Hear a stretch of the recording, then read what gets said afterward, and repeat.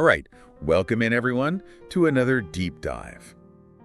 You know, we've been talking a lot about self-doubt when learning English, something I know a lot of us can relate to. Definitely. It's a really common feeling. So we wanted to dig deeper into this for you guys, not just about understanding why it happens, but actually figuring out what we can do about it. Some really solid steps you can take to start building more confidence in your English. Exactly. So we're not just going to sit here and offer sympathy. What we want to do is give you some tools, some real strategies. So we'll be looking at the psychology behind it, some of the unique challenges that English learners face, and probably most important part, how you can actually change the way you think about this whole thing.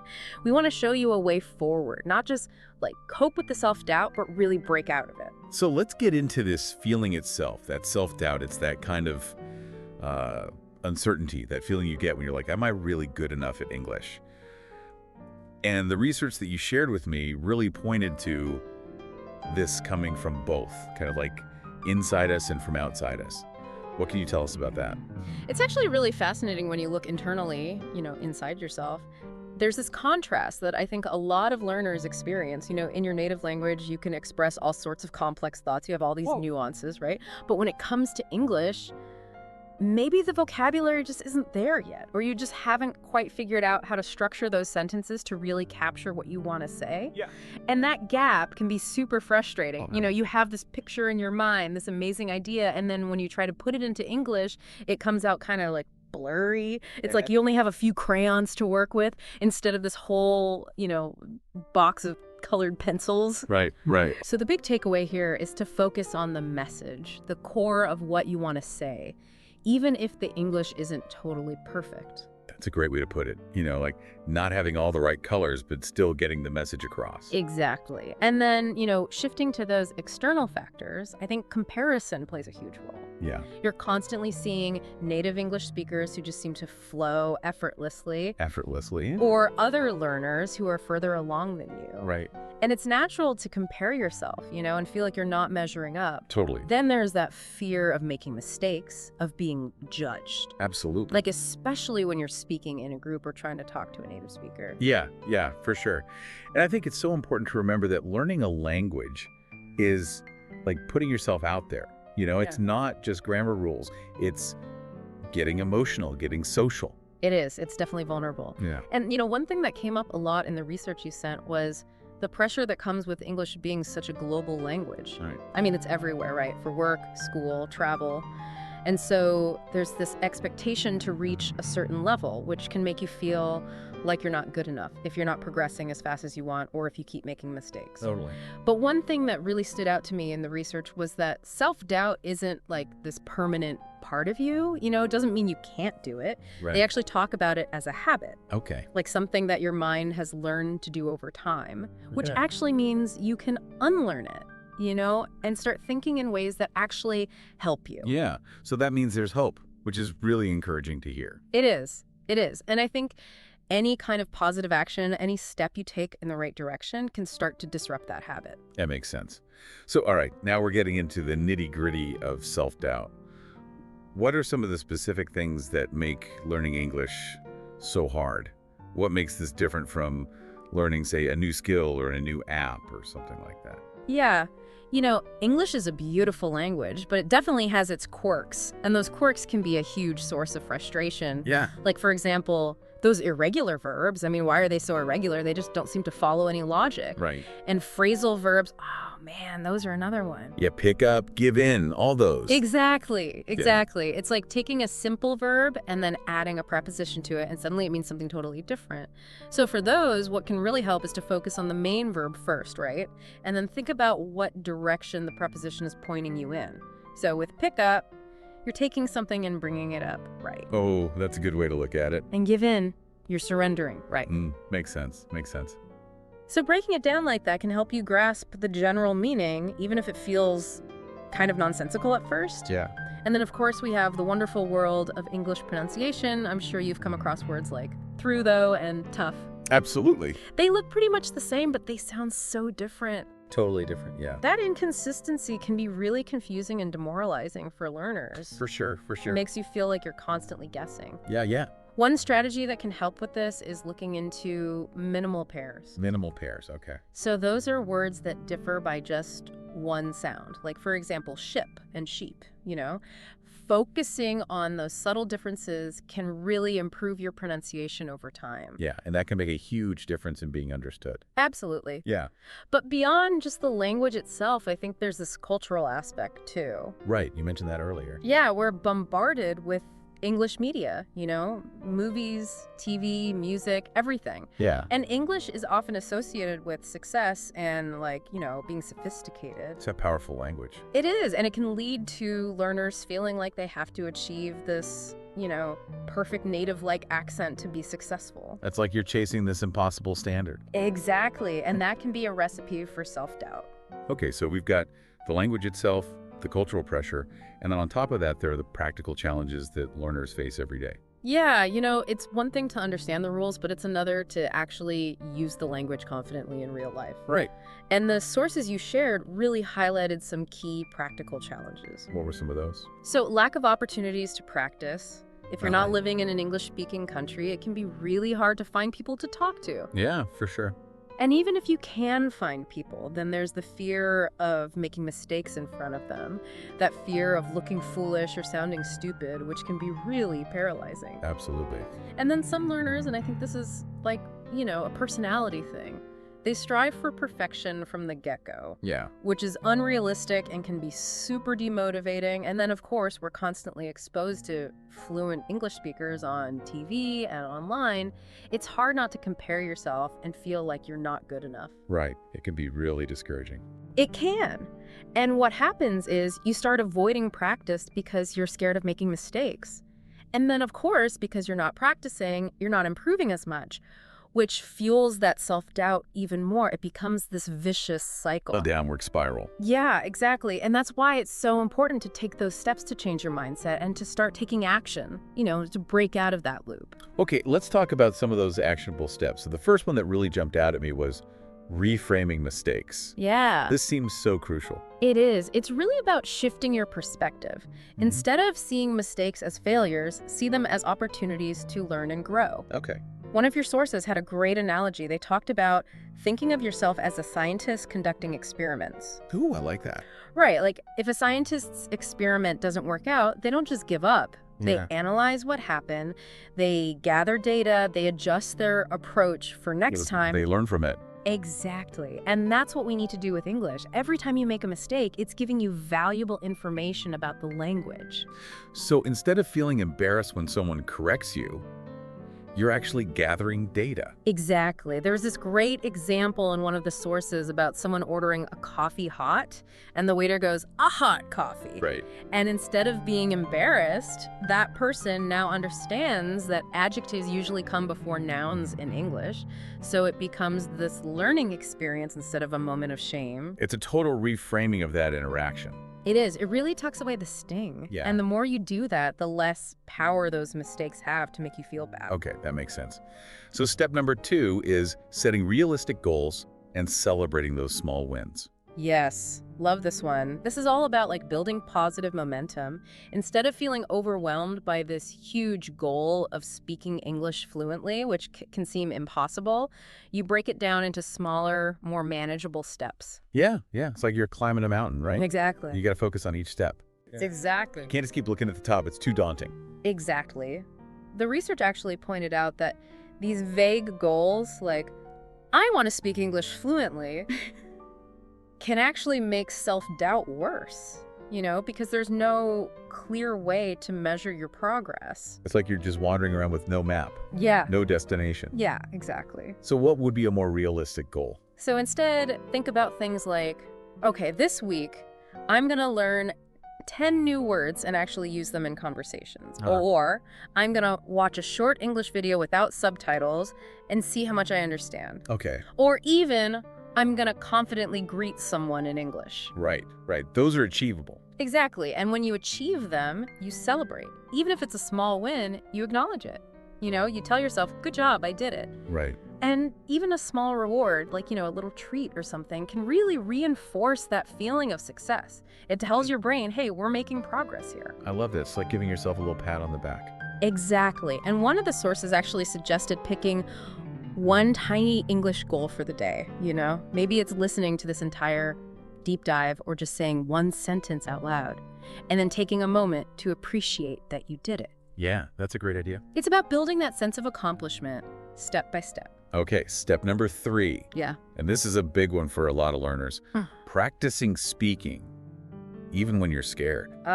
Yes, the dreaded speaking practice. Yeah. I mean, it's completely understandable. It is. You're worried about your accent, you're worried about grammar mistakes, you're worried about just blanking out and not finding the right words. Right. But the research was very clear on this. The best way to overcome that fear is to just do it. Practice, practice, practice. Exactly. And it doesn't have to be this big, scary thing, you know? You can start small in low-pressure situations. Like one of the other suggestions was talking to yourself in English. Talking to yourself. Yeah, like just describe what you're doing throughout the day. That's interesting. It's a safe space to practice, right? No one's judging you. Right. And you get used to hearing yourself speak English. Another idea was recording yourself. Okay. Now, I know that can feel awkward, Yeah. but when you listen back, you can actually learn a lot. About how you sound. Yeah. Yeah. And the research highlighted, make sure to focus on what you did well, not just on the mistakes. And then, of course, there are language exchange partners. Okay, yeah, like finding someone to practice with. Exactly. And there are apps like Tandem or HelloTalk that can connect you with native speakers who are learning your language. Oh, that's cool. So you both get to practice. And it's a very supportive environment, right? You're both learners, you're both making mistakes. So it's less intimidating than trying to talk to like a native speaker who's, already fluent. Exactly. And, one thing that the research really emphasized, especially in the beginning, don't worry about perfection. Native speakers appreciate the effort you're making. Right. They don't expect you to sound perfect. Exactly. They're usually very understanding. All right. Step number 4 is surrounding yourself with positive input. Yeah. This is about, creating a positive environment for yourself. In a world where we're constantly bombarded with information, you need to be mindful about what you're exposing yourself to. Makes sense. So instead of watching, super advanced English content and comparing yourself to those speakers, find content that's more accessible for your level. Okay, like what kind of stuff? Things like children's TV shows, they use simpler language, Right. slower speech. Clear pronunciation, yeah. Exactly. Or even like sitcoms with subtitles. Sitcoms are great, yeah, especially the ones that are really popular because you can find them translated in so many languages. So if you get lost, you can always go back and check what they said in your native language. Right. That's a great tip. And then social media can actually be really helpful here. Oh, yeah. Yeah. Follow English learners who are inspiring, who are sharing their journeys, their struggles, their successes. It creates this sense of community. You realize you're not alone. Exactly. You're all in this together. Yeah, that makes a lot of sense. And another thing that came up a lot in the research was positive affirmations. Okay, those are those positive statements you say to yourself. Exactly. Things like, I'm getting better at English every day, or my effort is more important than my mistakes. Yeah. And it sounds kind of cheesy, but actually saying them out loud can really help. Really? Yeah, because you're actively changing that internal dialogue from negative to positive. It's like you're training your mind to focus on the good stuff. Exactly. Okay, step number 5 is mastering imperfect communication. I really love this one because it takes so much pressure off. Yeah, it's about letting go of that need to be perfect before you even open your mouth. Right. So many learners get stuck in this mindset of I need to be fluent before I can actually use English. Right. But the research emphasized that the goal of language is to connect with other people, not to be grammatically flawless. Yeah. Native English speakers understand that. They get it. They're not expecting perfection. And they can usually understand what you mean, even if you make some mistakes. Right. So it's about focusing on getting your message across, not on saying it perfectly. Exactly. And one really cool strategy that came up was to use simpler words and even gestures if you get stuck. Instead of trying to remember the word umbrella, you could say thing for rain and point upwards. Yeah, that totally works. It does. And every time you communicate successfully, even if it's imperfect, it builds your confidence. You realize you don't have to be perfect to connect with people. So freeing. It is. It really takes the pressure off. Okay, step number 6 is tracking your progress. Yes, this is a really good one for combating those feelings of being stuck, Like you're not moving forward. Yeah. Because self-doubt can make you forget how far you've actually come. Right. You only focus on what you haven't achieved yet. Exactly. So keeping a record of your learning journey can really help. What kind of things should learners be tracking? Some ideas that came up were like keeping a list of new words you learn each week. Maybe record yourself speaking once a month and then listen back later to hear how you've improved. Oh, I like that. You could actually hear the progress. You can. It's really motivating. That's cool. And, you know, even just writing down moments when you had a new understanding, like maybe you finally understood a joke in English or you followed a conversation that you wouldn't have been able to before. It's like keeping a journal of those little victories. It is. And those little victories add up, you know? Yeah. And seeing them written down can really boost your confidence. One of the examples that really stood out to me was going from struggling to order food to being able to say, "Can I have a burger, please?" with confidence. Exactly. It's something we take for granted once we can do it, Right. but it's a huge step. Huge step, yeah. Okay, step number 7 is about tackling that negative self-talk and replacing it with more positive habits. Yes, because we all have that inner critic, right? But for learners dealing with self-doubt, that critic can be especially harsh. Yeah, it's that voice telling you you're not good enough or you'll never sound natural. Yeah, or even, why bother? I should just give up. Right, but those are just thoughts, right? They're not necessarily true. Exactly. And the research emphasized that those negative thoughts are actually habits, you know? They're like well-worn paths in your brain. Oh, that's a good way to put it. So to change those thoughts, you have to actively create new paths, more positive ones. Okay, so how do we do that? So the research gave some great examples of flipping those negative thoughts. Like turning them around. Yeah, exactly. So instead of thinking, I'm so bad at this, you consciously think, I'm learning, and that's what matters.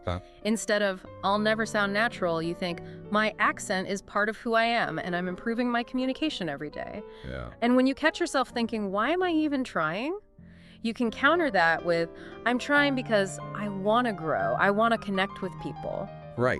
And saying those positive thoughts out loud can really make a difference, right? It does. It makes them more real. Yeah. And when you combine that with actually practicing your English, it creates this positive feedback loop. Right. You're taking action and you're encouraging yourself at the same time. Exactly. Okay. And finally, step number 8 is embracing your identity as an English learner. Yeah. This is about acceptance, you know? Acceptance of where you are on the journey. Exactly. It's about letting go of this idea that you have to become someone else to speak English well. Right. Your accent, your unique way of expressing yourself, those are all part of who you are. They're valuable. Yeah. And English belongs to everyone who speaks it. Right. It's a global language. It is. You know, you mentioned some inspiring examples of successful non-native English speakers earlier. Like Shakira, Jackie Chan, Penelope Cruz, people like that. Exactly. They haven't erased their accents. Their English is part of their identity. Yeah, and people admire them for it. They do. Yeah. And it's about shifting your perspective from I'm not good enough to I'm a proud learner. Every effort you make is something to be proud of. It's a mindset shift from feeling inadequate to feeling empowered. Exactly. Okay, so beyond these mindset shifts, we also talked about some practical exercises that learners can do every day to build confidence. Can you remind us of some of those? Yeah, these are all about like taking action, you know, doing something every day to strengthen that self-belief muscle. Right. So one was the mirror challenge. Just spend 1 minute every day talking to yourself in English. Just looking in the mirror and talking. Yep. It gets you comfortable with hearing your own voice in English. Okay. Another one was word of the day. You learn one new word each day and then try to use it in 5 different sentences, spoken or written. That's a good one. It helps you actually remember the word. It does. And then there's shadowing, which is where you listen to a short English audio or video and repeat phrases, trying to mimic the intonation and the rhythm. Oh, yeah. That's really good for pronunciation and fluency. Okay. And then role playing. You know, act out common situations like ordering food or asking for directions. That's a good way to practice for real life situations. It is. Yeah. And finally, keep a gratitude list. Every day, write down 3 things you're grateful for in your English learning journey. That's a great idea. It helps you focus on the positive. Right. Focus on what you're achieving. Exactly. Okay, so we've talked about a lot of positive steps. But the research also acknowledged that overcoming self-doubt isn't always a smooth, linear process. Yeah. There are going to be setbacks, times when that doubt creeps back in.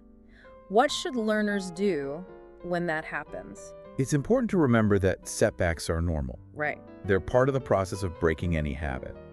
So when that happens, don't beat yourself up. Right. Instead, the research suggests asking yourself these questions. Okay. What went well in that situation, even if it was something small? Okay. What can I learn from this experience? Okay. And what's one small step I can take to move forward from here? So you're focusing on solutions, not on the problem. Exactly. There was a good example in the research about someone who froze up during an English conversation. Right. But then they realized, hey, at least I started the conversation. That's a win in itself.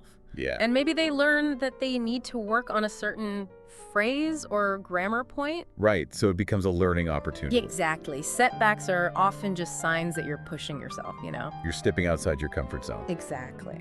So as we start wrapping up here, I want to ask, what's the long-term reward for all this effort?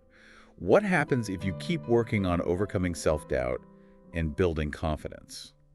The research painted a really hopeful picture of what's possible. You know, imagine having conversations in English without constantly second-guessing yourself. Yeah.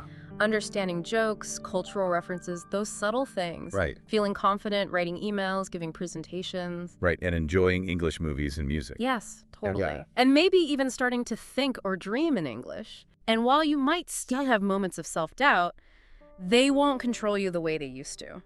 That's amazing. It sounds like a completely different experience of using English. It is. And the research really emphasized that this is achievable, you know, by taking those small, consistent steps we talked about, reframing mistakes, setting realistic goals, practicing speaking, and believing in yourself.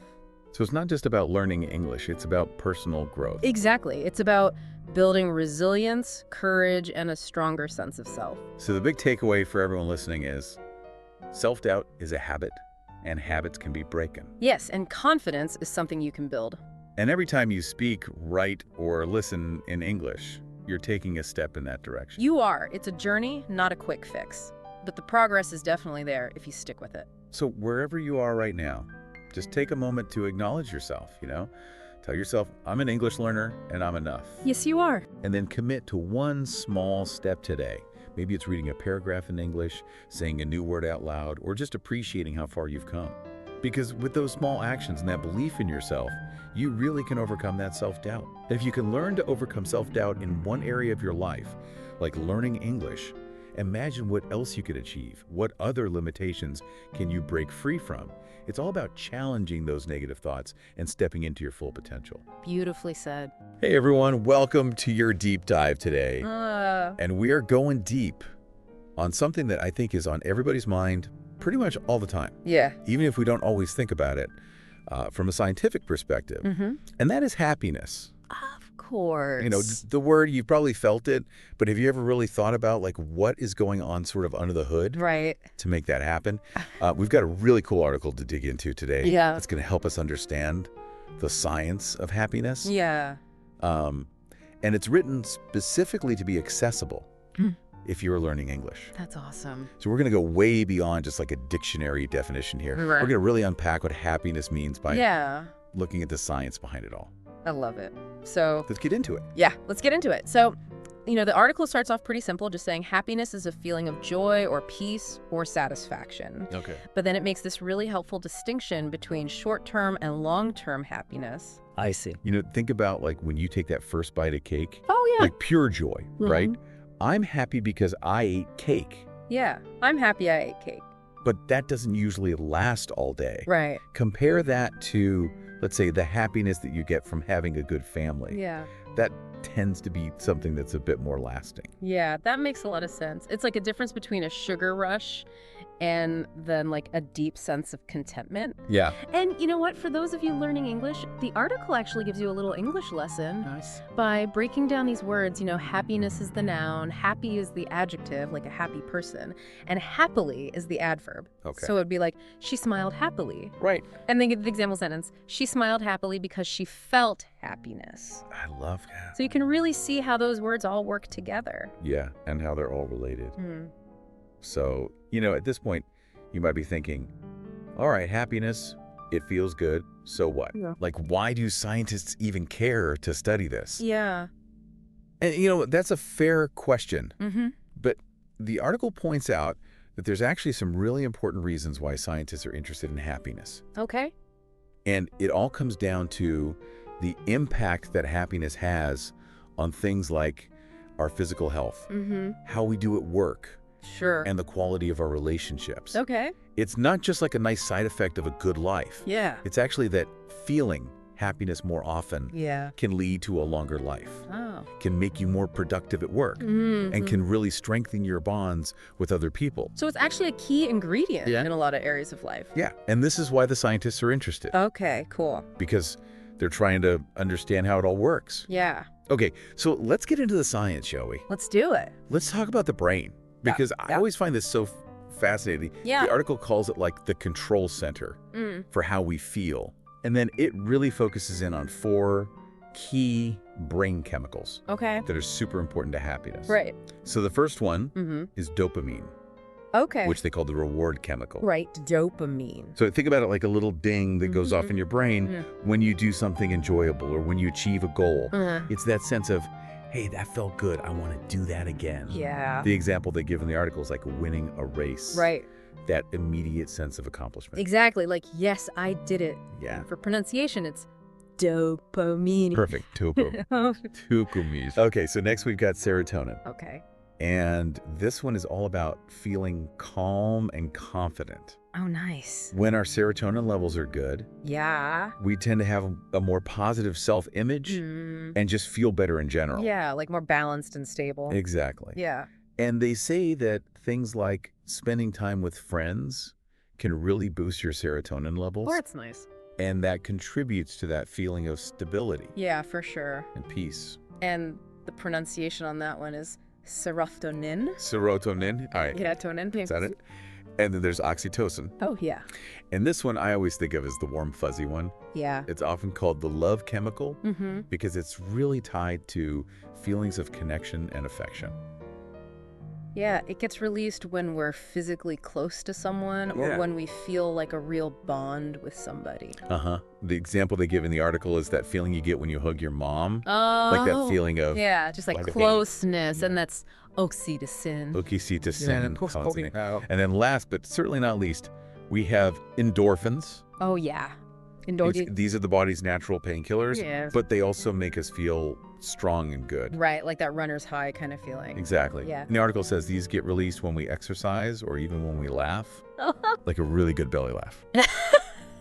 So laughing is good for us. Yeah, laughing is good for you. That's good to know. I love that. I'll keep that in mind. Yeah. Endorphins. Endorphin. Endorphins. So, you know, it's really the interplay of all of these chemicals that contributes to our happiness. Yeah. You know, if one of them is out of whack, it can throw the whole thing off. Yeah. It's like, you know, Like ingredients in a recipe. yeah, like ingredients or like Yeah. members of a band. If one of them's not playing in tune or if they're like too loud, Yeah. you know, the whole band doesn't sound right. The whole performance suffers. Exactly. Yeah. Yeah. So those are the chemicals in our brains. Mm-hmm. But now let's look at what the research tells us Mhm. about what actually makes people happy in their day-to-day lives. Okay. Yeah, I'd love to know. All right. So the first one, and this probably won't come as a huge surprise to anyone, Okay. is relationships. Mm-hmm. So many studies have shown that strong social connections, Yeah. whether it's with family, friends, or Yes. even just being part of your community, Right. are like fundamental to happiness. Yeah, makes sense. And the article point out that it's because these positive relationships trigger those chemicals we were just talking about, like Yeah. oxytocin and serotonin. Yeah.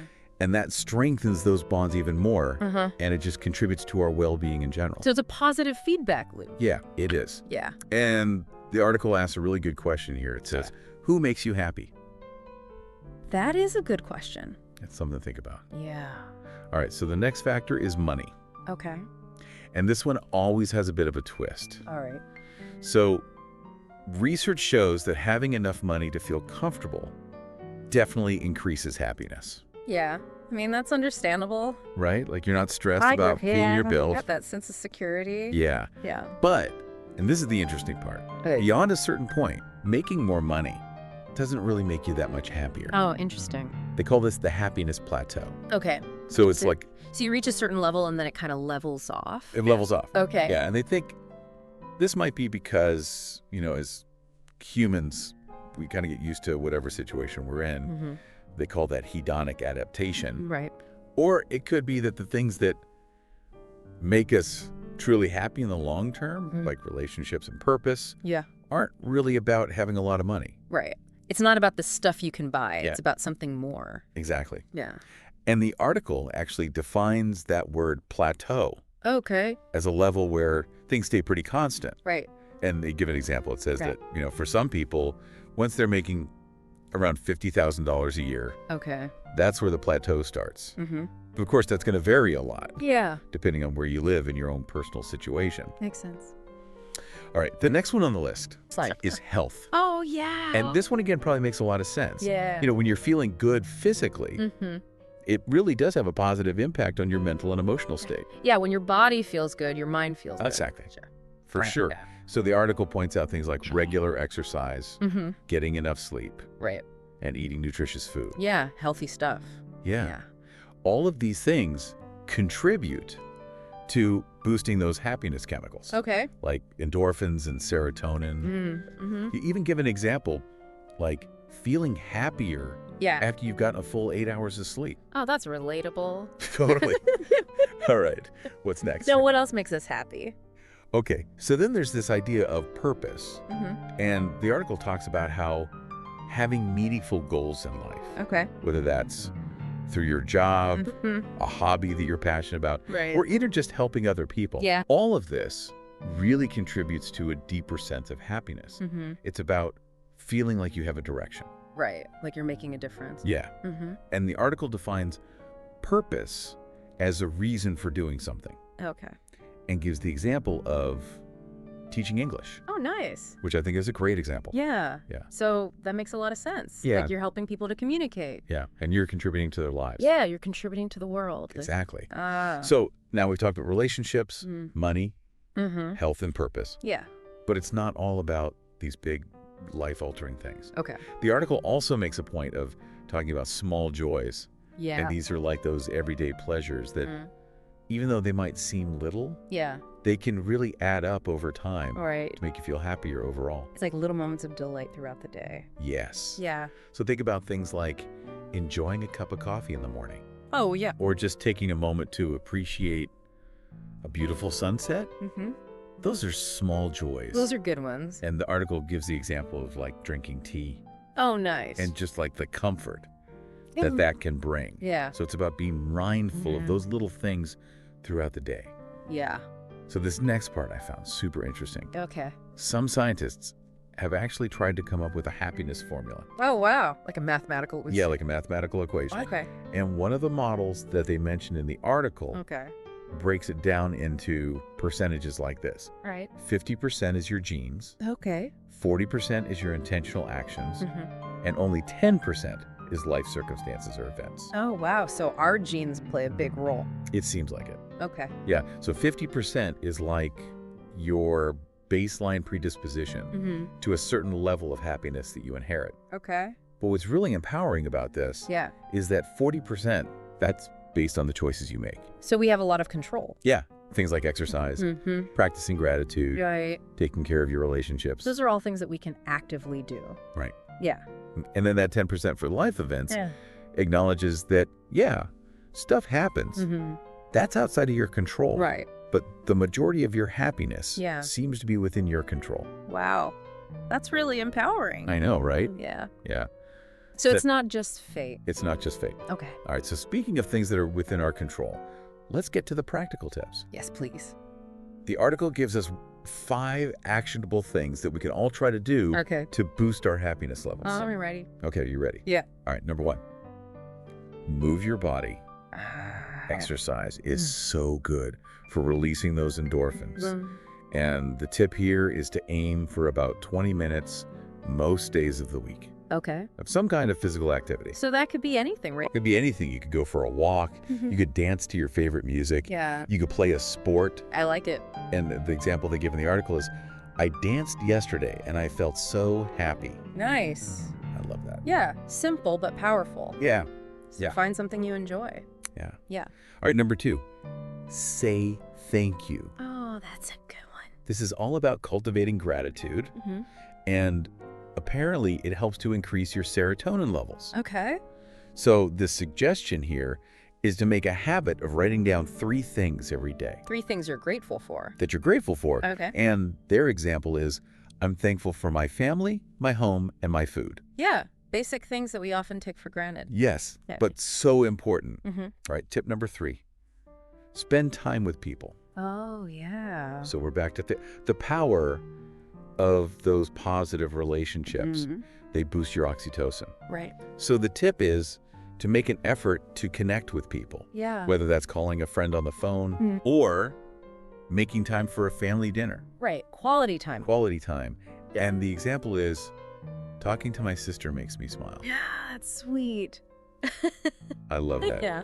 Okay, tip number 4, help someone else. Oh, I like that one. This is all about kindness and generosity. And Mhm. apparently these acts actually raise your dopamine levels. So it's good for us to be kind. It's good for us to be kind. That's nice. And the suggestions are things like giving someone a compliment Mhm. or helping a neighbor with something. Right. Just a little thing. Little things, yeah. And the example they give is, I helped my friend with homework and it felt good. Yeah. There you go. And last but not least, tip number 5, Okay. get enough rest. Oh, yeah. That's a big one. Yeah, it's super important for keeping all those happy chemicals balanced. Mhm. The tip is to try to establish a consistent bedtime routine. So like going to bed and waking up around the same time every day. Yeah.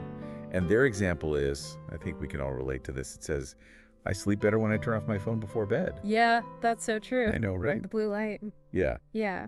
All right, so now that we've talked about all of that, Mm-hmm. let's zoom out a little bit Okay. and look at happiness around the world. Okay.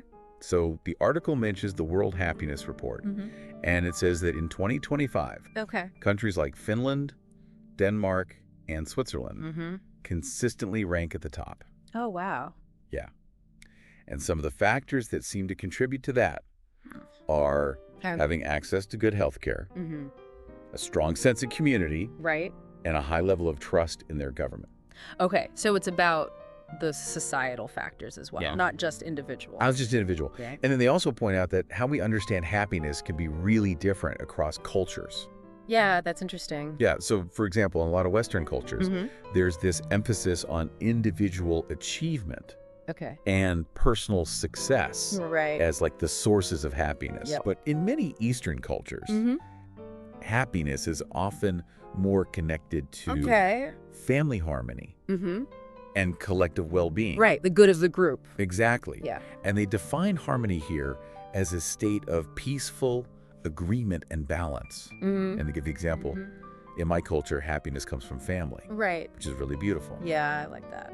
All right, so let's tackle some myths Okay. about happiness. I love myth busting. Me too. All right, let's do it. So the article busts 3 common myths. Okay. The first one is that money buys happiness. Oh, yeah, we've all heard that one. Right. Yeah. And as we already talked about, Mm-hmm. while it helps to have enough money to cover your needs Yeah. and feel secure, Mm-hmm. beyond that, Yeah. the connection kind of fades away. It's not a guarantee of No happiness. guarantee. Okay. Myth number 2 Uh-huh. is that happiness is always this big dramatic feeling. Oh, okay. But really, it's those small, everyday moments Mm-hmm. that are just as important. Like those small joys we were talking about. Exactly. Yeah. And then myth number 3 Okay. is that happy people don't feel sad. Right. But the truth is, Yeah. everyone feels sad sometimes. Yeah, it's part of being human. It's part of being human. Yeah. And happiness is more about that overall balance. Right. You know, it's about resilience. Yeah, be able to bounce back. Exactly. Yeah. And the example they give is, I was sad yesterday, but today I feel happy again. Yeah. So it's okay to have a range of emotions. You Sure. don't have to be happy all the time. Exactly. Okay. All right. So let's bring it back to you, our listener, Mm-hmm. and remember that this article is designed to be especially helpful for Yeah. people who are learning English. Mm-hmm. And it makes this really cool connection Okay. between learning English and happiness. Interesting. It explains that learning a language Mm-hmm. can actually boost those happy brain chemicals we were talking about earlier. Oh, wow. Okay.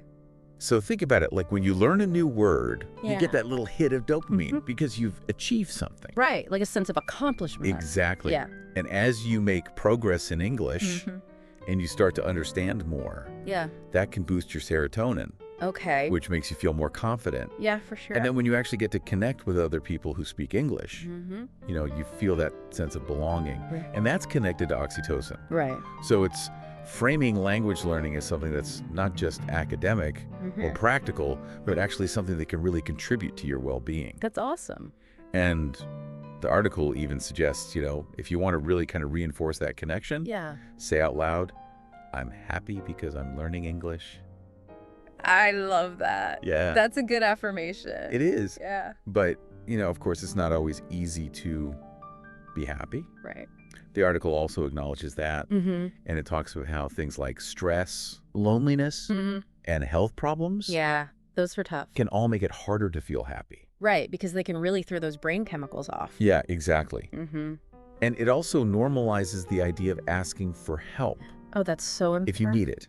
They even give you a phrase to use in English. Right. If you feel sad for a long time, it's okay to ask for help. In English, we say, I need support.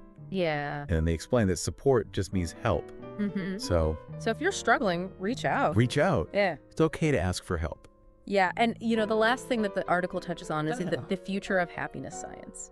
Oh, cool. So apparently there's a lot of research going on using things like brain scans and apps to really understand happiness on a deeper level and maybe even find new ways to increase happiness. Interesting. So as we wrap up our deep dive today, I think the main takeaway is that happiness isn't just this vague idea. It's this fascinating mix of biology and the choices that we make. Right. And for you, our listeners, especially if you're learning English, remember that you're already doing something that can contribute to your happiness. You're learning, you're growing, and you're connecting with other people. Right. All through this process of language learning. I love that. Because it's a really positive thing. Yeah. So happiness is not just a destination. Not a destination. It's a journey. It's a journey. Yeah. So thinking about everything that we've explored today, what's one small thing that you can do today to boost your own sense of joy and well-being? Right. What's one action you can take? Yeah. Will you reach out to someone you care about? Will you go for a walk in nature? Yeah. Will you take a few moments to be grateful? Or will you just appreciate the fact that you're learning English right now? Think about how those things, your relationships, your health, your sense of purpose, even just a small moment of gratitude, how all of that can play a role in your happiness today. That's a great point to end on. Yeah, thanks for joining us for this deep dive. Yeah, this was awesome. And we'll see you next time. See you later. You ever get that feeling of being completely alone, like really alone, even when you're surrounded by other people? Oh yeah, for sure. I think we all experience that at some point, regardless of our situation or anything. It's a pretty universal part of being human, I think. Yeah. And today we're going to be doing a deep dive into that whole thing, into loneliness. We've been looking at this really interesting, really in-depth article that lays out a bunch of different strategies for how to deal with it, how to actually find some peace, maybe even, grow from those times when you're feeling isolated. Yeah, and what's so great about this article, it goes beyond just offering these quick fixes or these Band-Aid solutions. It really dives deep into the psychology of loneliness and offers some practical ways to approach it. Exactly.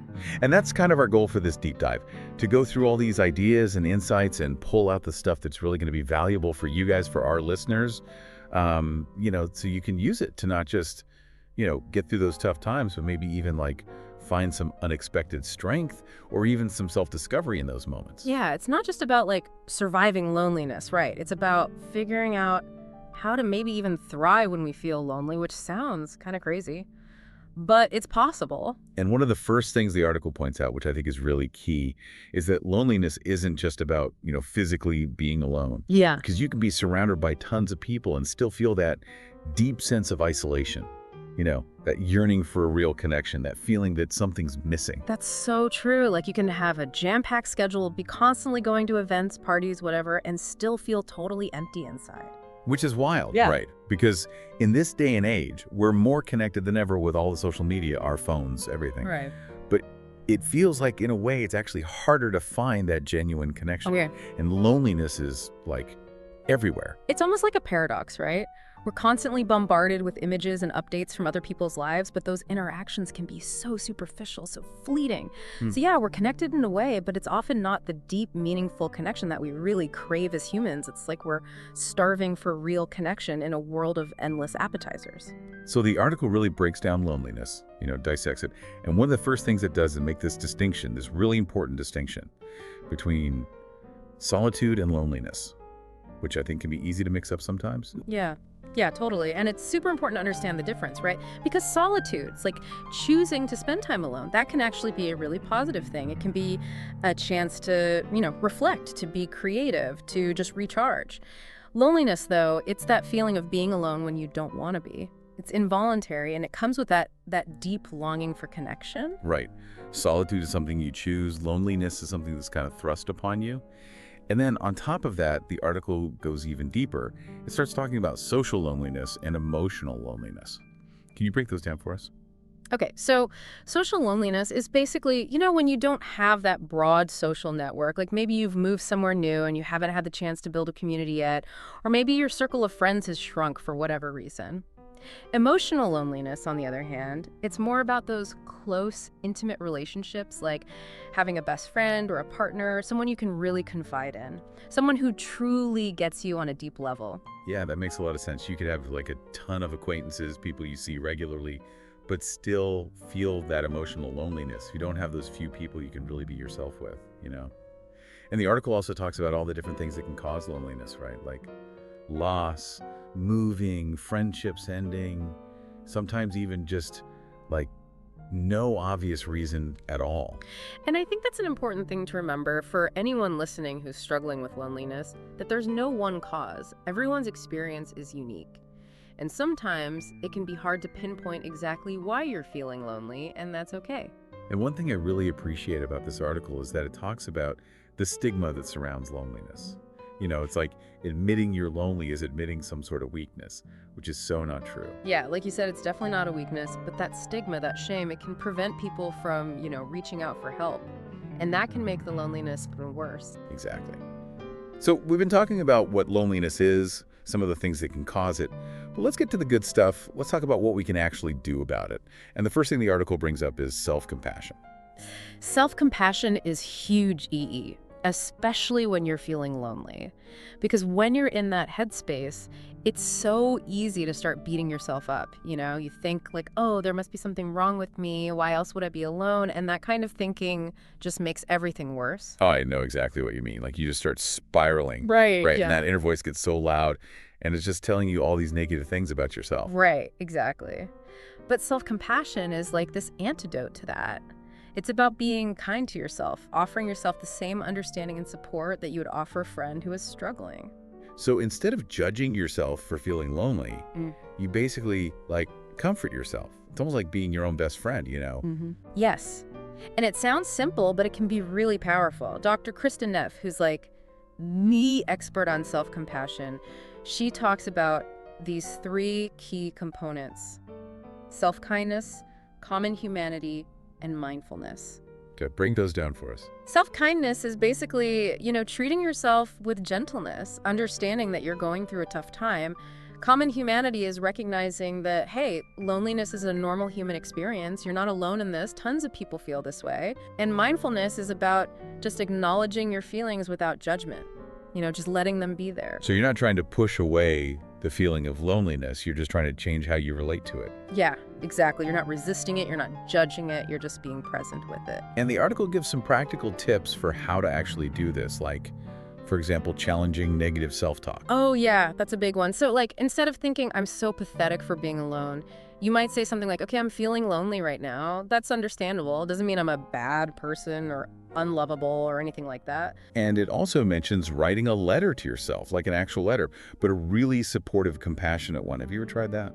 I have, and it can be kind of weird at first, but it really does work because it forces you to externalize those feelings, and then you can offer yourself comfort in a way that you might not have been able to do just thinking about it in your head. I like that. Like putting it down on paper makes it feel less overwhelming somehow. Okay, so we're being kinder to ourselves.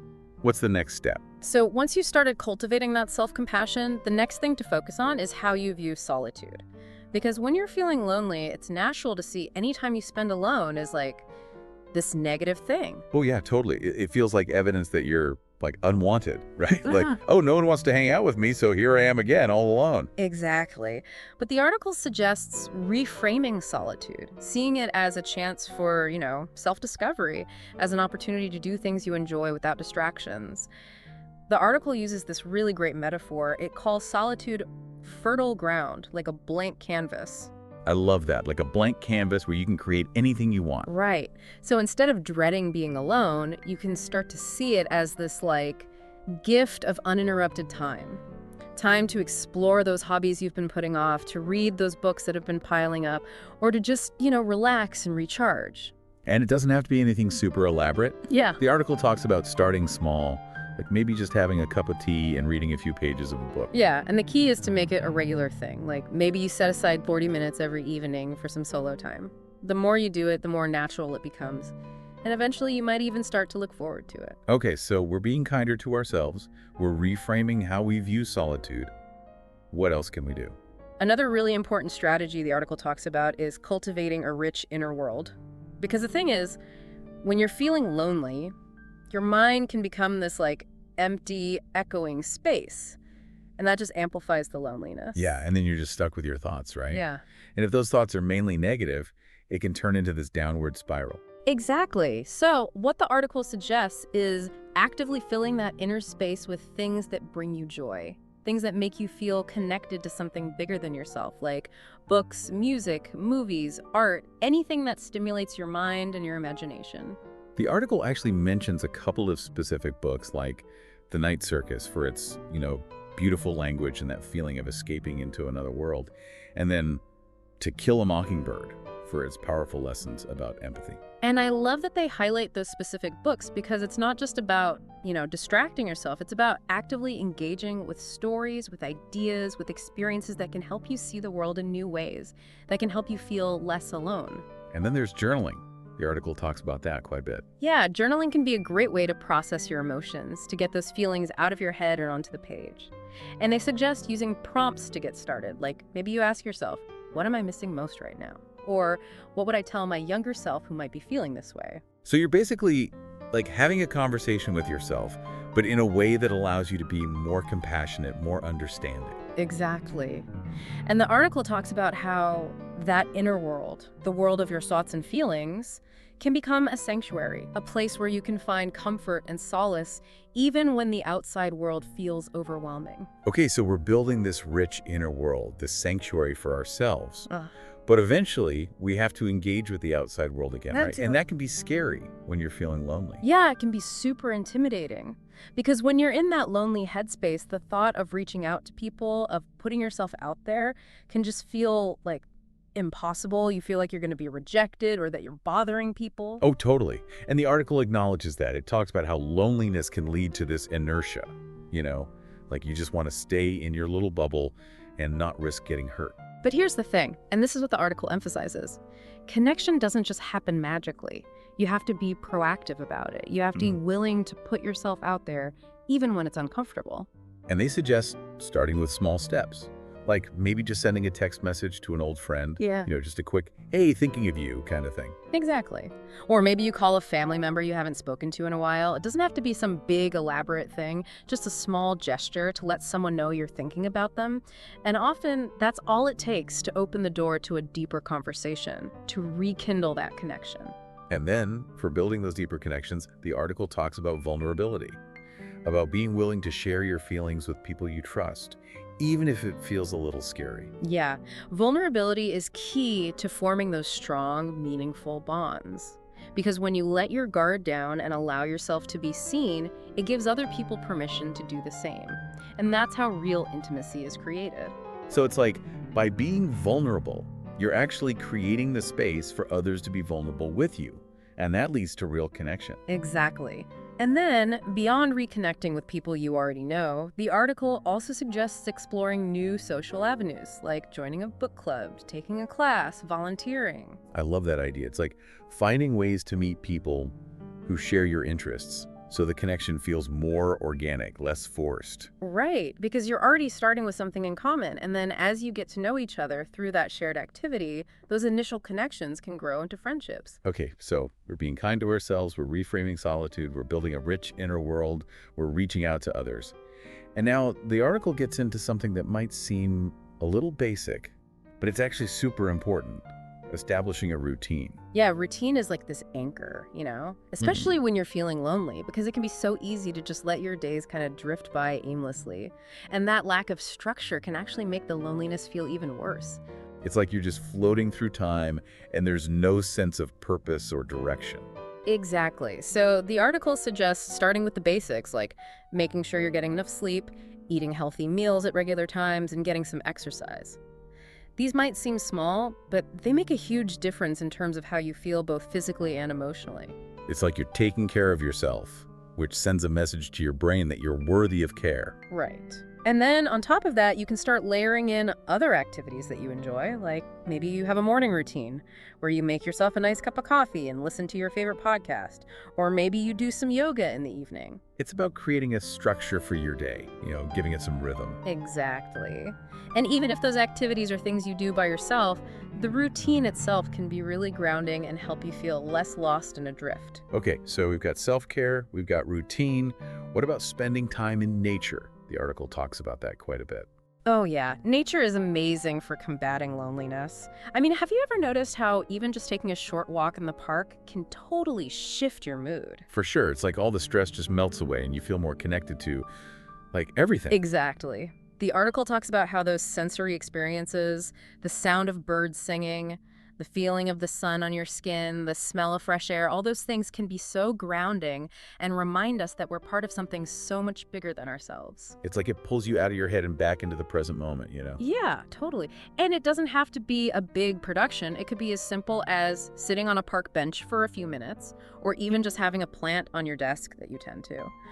The point is to make a conscious effort to engage with the natural world however you can. And the article suggests even bringing a notebook with you when you go out into nature and writing down your observations. I like that idea. Yeah, me too. It makes it more mindful, You're actively noticing the beauty around you. Okay, so we're connecting with nature, we're building routines, we're being kind to ourselves. What else can we do to shift out of that lonely feeling? One really powerful tool is gratitude. Because when you're feeling lonely, it's so easy to get fixated on what's missing in your life, right? Like you're hyper-focused on the lack of connection, the lack of love, the lack of whatever it is you're yearning for. Oh, yeah, that's so true. You just get stuck in that loop of, I don't have this, I don't have that. Exactly. But gratitude is like a spotlight that you can shine on all the good things that are present in your life. And it doesn't have to be huge things. It could be as simple as, having a roof over your head, or a warm bed to sleep in, or a good cup of coffee in the morning. And the article recommends actually making a list every day of things you're grateful for. Yeah, and the key is to make it a regular practice. Even just writing down 3 things each day can make a huge difference. Because what you're doing is you're retraining your brain to focus on the positive, to see the good that's already there. So it's not about denying the loneliness. It's about counteracting it with this sense of appreciation for what you do have. Exactly. It's about creating a more balanced perspective. And speaking of balance, we can't talk about loneliness without talking about technology, right? Because on the one hand, it's this amazing tool for connecting with people, but on the other hand, it can actually make loneliness worse. Oh, absolutely. Especially social media. Yeah. Because you're constantly being bombarded with these curated versions of people's lives. And it's so easy to start comparing yourself, feeling like you're not good enough, not successful enough, not happy enough. And that can lead to this feeling of isolation, of being disconnected from the real world. Yeah, it's like you're constantly reminded of what you're supposedly lacking. Right. So the article suggests being more mindful of your technology use, like setting limits on your screen time, unfollowing accounts that make you feel bad, prioritizing real-life interactions over online ones whenever possible. It's about making sure technology is working for you, not against you. Exactly. And you can also use technology in positive ways, like joining online communities based on your interests. But even then, it's important to remember that those online connections should ideally complement, not replace, your real-life relationships. Okay, so we're being mindful of our tech use. What happens when those feelings of loneliness just become too much to handle? Well, the article makes a really important point, which is that it's okay to ask for help. If you're feeling overwhelmed, if the loneliness is persistent and starting to affect your everyday life, reaching out to a therapist or joining a support group is a sign of strength, not weakness. Exactly. It's like if you had a physical health problem that you couldn't solve on your own, you would go to a doctor.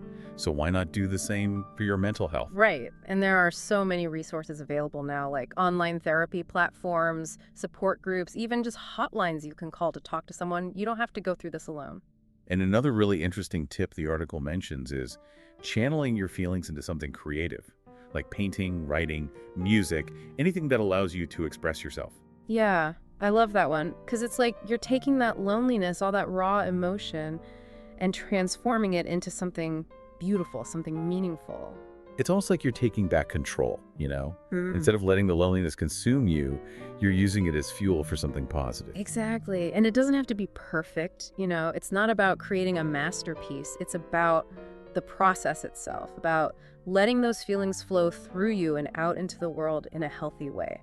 And then another way to shift your focus outward is through volunteering, which the article also highlights. Volunteering is amazing for combating loneliness. Because when you're focused on helping others, it takes you out of your own head, and it connects you to something bigger than yourself. Plus, you meet other people who are also passionate about the same cause. So again, it's a natural way to form connections. Exactly. And it doesn't have to be a huge time commitment. Even just an hour a week can make a big difference. Now, the article also talks about something that's a little more unconventional, but can be really helpful for some people: getting a pet. Oh yeah, pets are the best. They offer this unconditional love and companionship, and they force you to get out of your own head and focus on something else. And even just the routine of taking care of a pet, like feeding them, walking them, playing with them, can be really grounding when you're feeling lost and adrift. Totally. And the article suggests, if you're not able to adopt a pet, maybe consider fostering one or even just volunteering at an animal shelter. Just being around animals can be therapeutic. Yeah, it's hard to feel lonely when you have a furry friend cuddling up to you, right? Right. And it can really make a big difference in your overall well-being. Now, one other thing I thought was really interesting in the article is the idea of revisiting positive memories. Mm-hmm. Because when you're in the thick of loneliness, it can be hard to remember that you've ever felt truly connected, you know? Yes, it can feel like you've always been alone, but that's not true, right?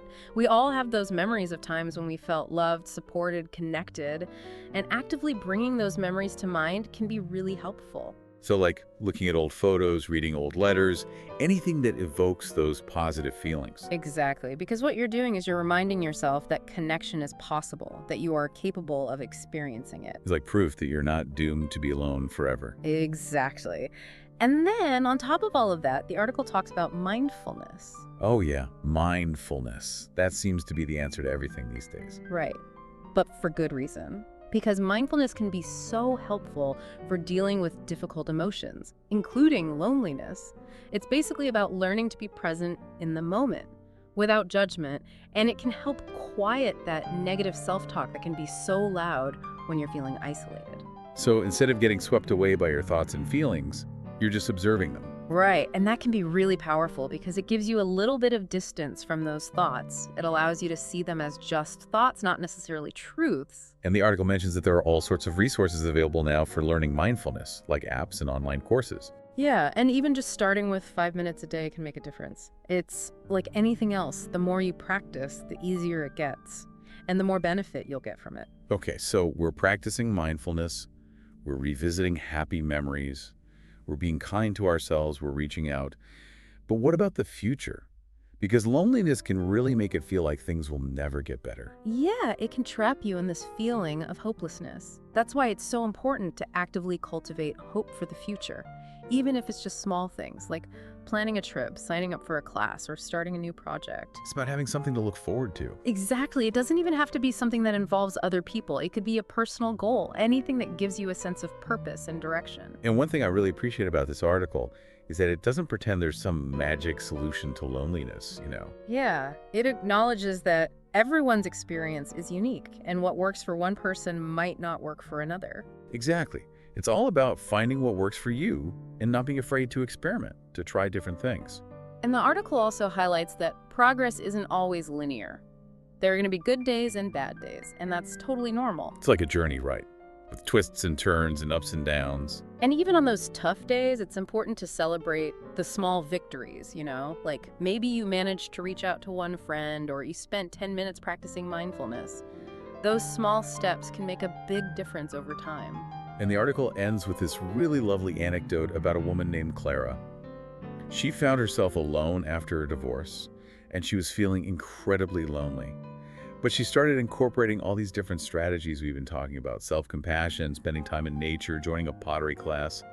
And over time, those feelings of loneliness started to lift. It's a great example of how, even in the face of really challenging circumstances, it is possible to find your way back to connection, to joy, to a sense of belonging. So I guess the takeaway here is that as hard as it is, loneliness can actually be a really powerful teacher, It can show us what truly matters in life, what we really value, and what we need to feel connected and fulfilled. And it can make us more compassionate, both towards ourselves and towards others. And it can help us appreciate those moments of connection even more, Those moments when we feel truly seen, truly heard, truly understood. Because ultimately, we're all in this together, right? Yeah. We're all connected in ways we might not even realize. And knowing that can make a huge difference when you're feeling alone. So for anyone listening who might be struggling with loneliness, know that you're not alone.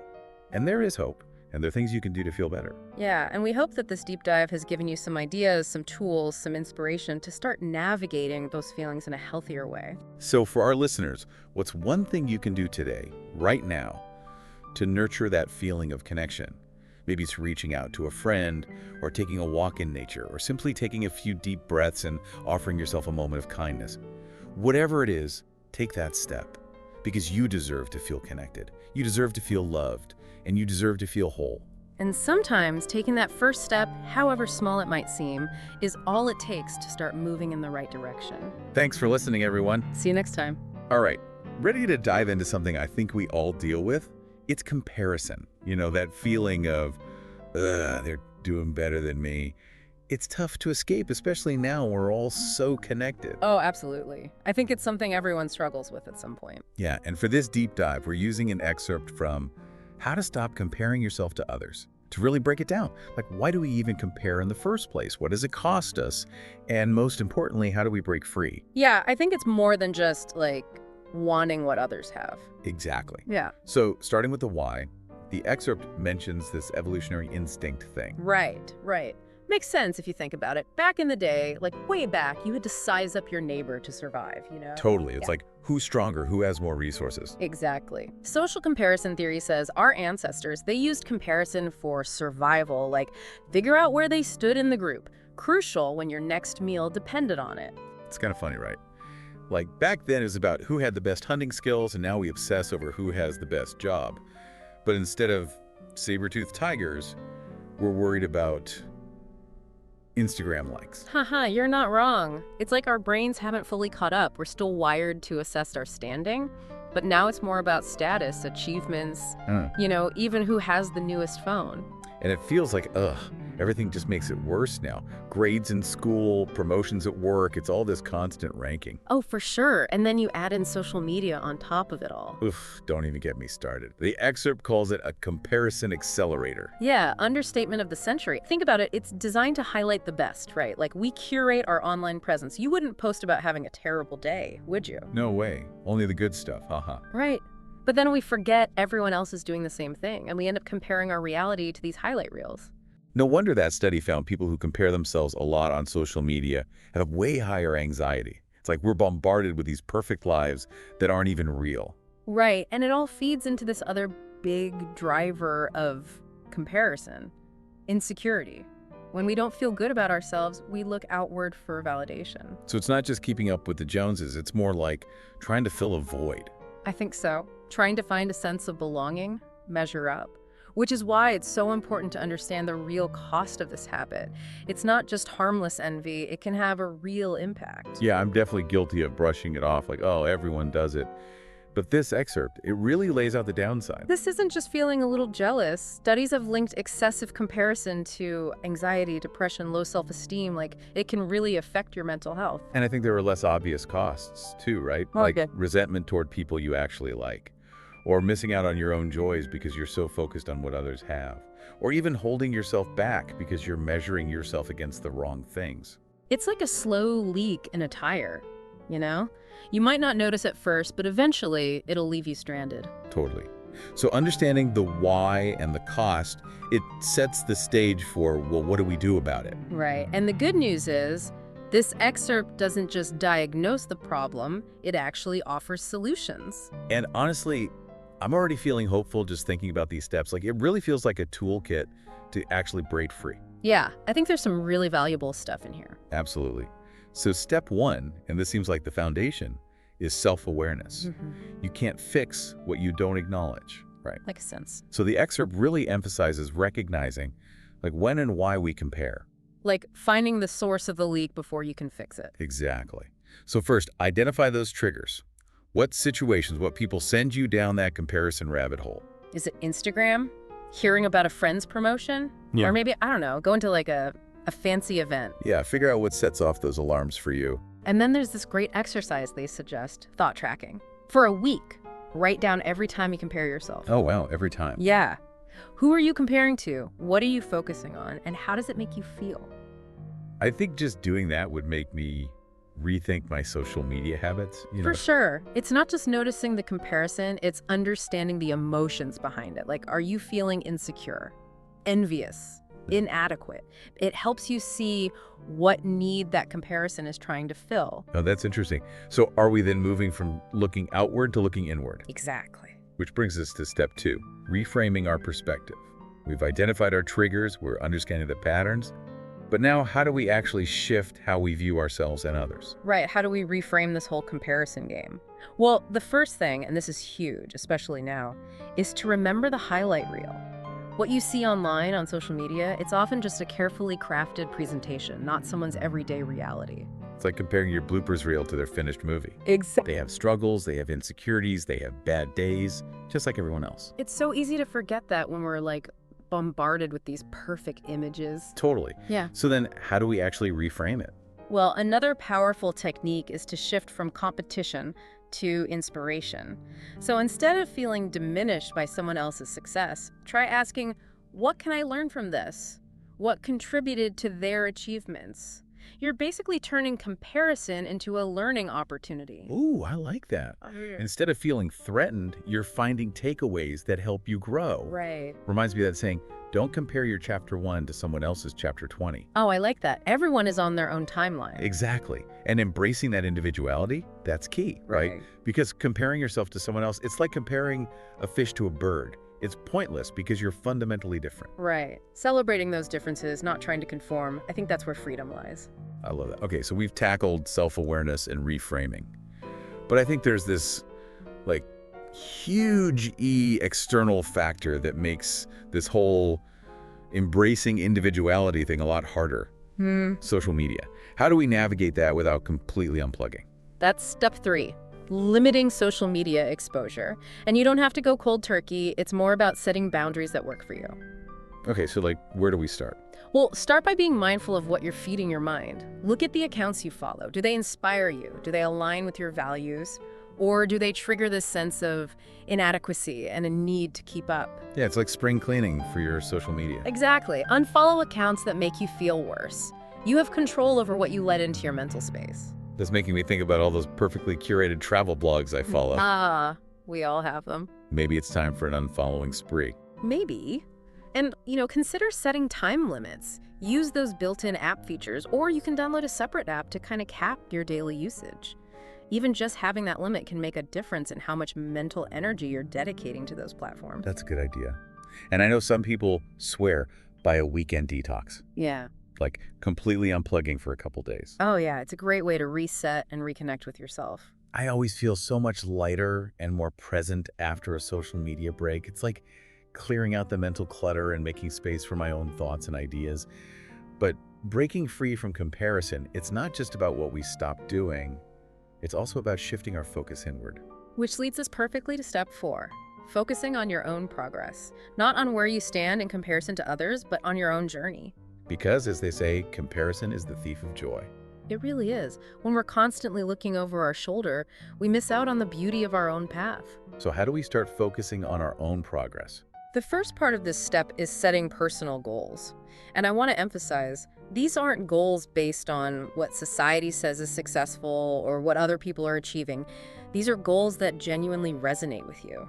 Right, what brings you a sense of purpose and fulfillment.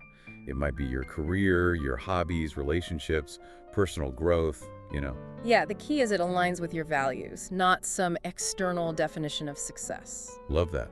So then once you have those goals, how do you stay focused? Well, breaking those goals down into smaller steps is really helpful. It's much easier to stay motivated and track your progress when you have milestones to celebrate along the way. That makes sense. It's less overwhelming. And to help with that, the excerpt recommends keeping a victory journal. Ooh, tell me more. Yeah, basically you log all your accomplishments, no matter how small.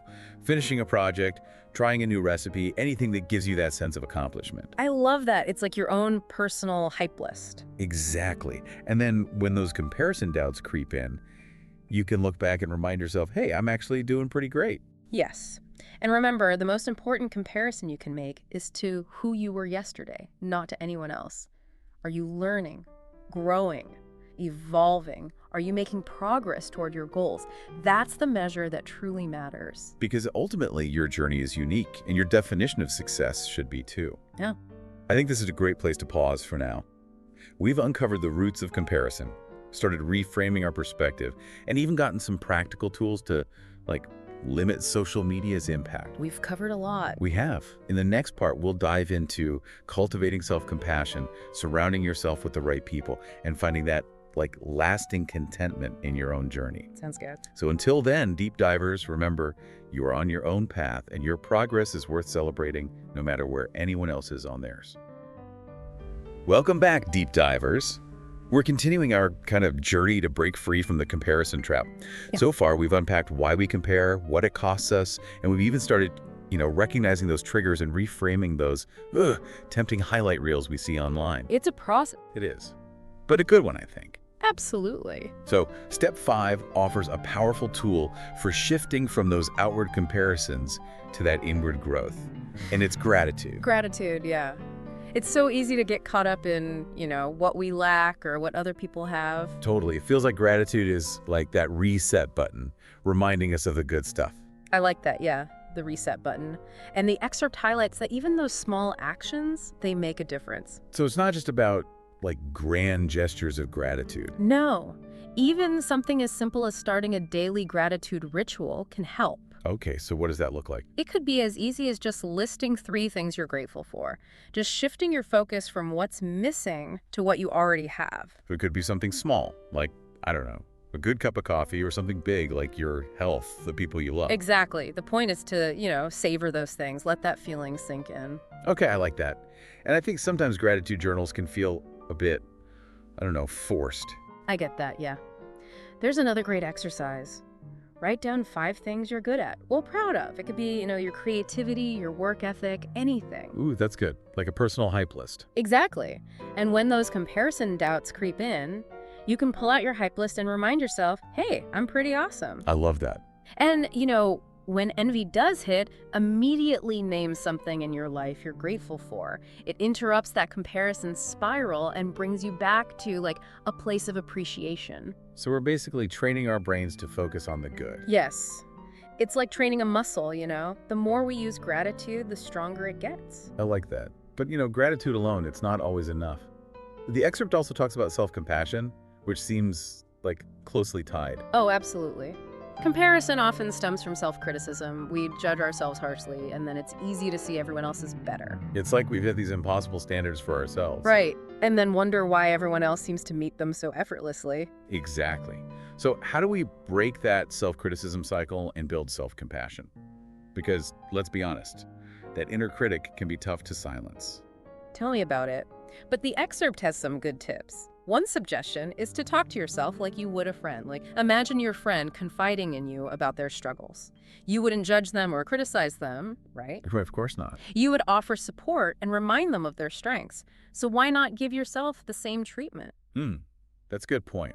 Sometimes we are the unkindest people to ourselves. It's like we forget we deserve that same compassion we give others. Exactly. Another part of self-compassion is accepting imperfection. Like the excerpt emphasizes, we're not meant to be perfect. We're meant to be human, making mistakes, having flaws. It's all part of the journey.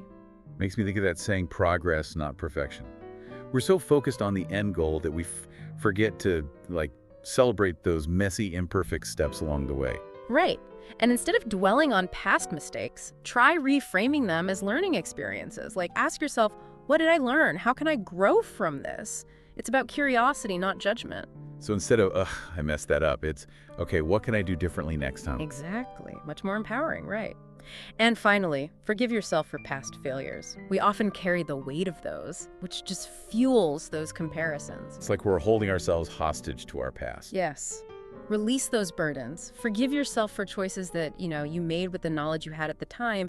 Everyone makes mistakes. It's how we learn and evolve. It's like hitting the reset button on self-perception. Exactly. And that growth is often supported by the people around us. Which brings us to step 7, surrounding yourself with supportive people. Our company has a huge impact on our mindset, doesn't it? Oh, huge. The wrong people can amplify those comparisons, while the right ones can lift us up. The excerpt puts it bluntly. Ditch the comparison crew. What does that even mean? It means those people who are constantly bragging or putting others down or creating a competitive vibe. Their negativity, it's contagious. Ugh, yeah, energy vampires. I know exactly the type. It's tough when it's family or coworkers, but even minimizing exposure can help. Absolutely. And on the flip side, prioritize those people who lift you up, celebrate your wins, share your values. The excerpt calls it finding your tribe. It's night and day, isn't it? Those people make you feel seen, valued for who you are, not for what you've achieved or what you have. It's about real connection. It is. Yeah. And don't underestimate the power of being a cheerleader for others. Yes. Offer genuine compliments, celebrate their success.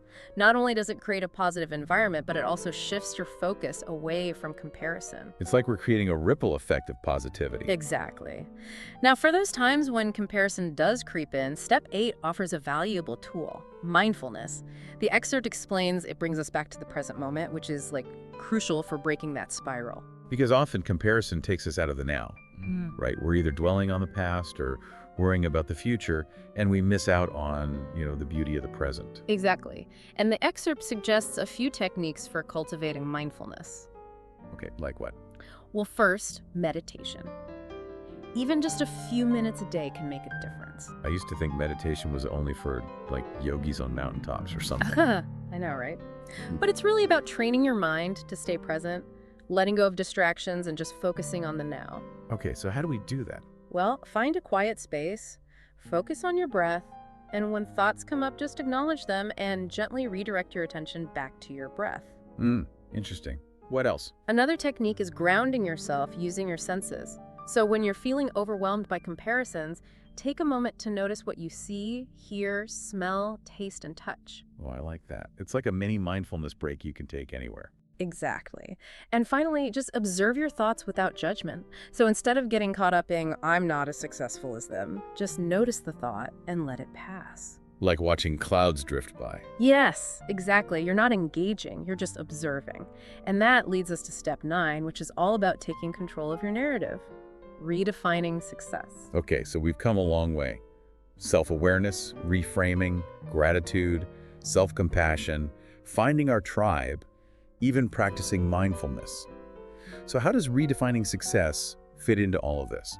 It's about realizing that if our definition of success is based on, external factors, like what society values, what other people achieve, what looks good online, we'll always be chasing someone else's dream, and we'll always feel like we're failing. So it's not about the biggest house, the highest paying job, the most followers. Right. It's about aligning your definition of success with your own values and priorities. So for some people, it might be about meaningful relationships. For others, it might be pursuing creative passions or making a positive impact. Exactly.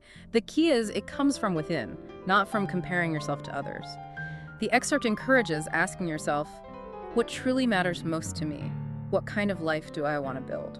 So get clear on those values and then define success in a way that reflects them. Exactly. And once you have that internal compass, reject those external metrics of success, money, status, likes. They're all arbitrary, and they don't actually reflect who you are as a person. It's about choosing your own yardstick, right? Yes. Define success based on what truly matters to you, not on what society dictates. I love that. It reminds me of that Oscar Wilde quote, "Be yourself. Everyone else is already taken." Perfectly said. When you're living in alignment with your true self, comparison naturally fades away. You're no longer trying to fit into someone else's mold, you're creating your own path. That sounds liberating. Yeah. But I imagine this whole process, it takes time and effort. Which brings us to the final step. Being patient with yourself. Breaking free from comparison, it's not a destination, it's a journey.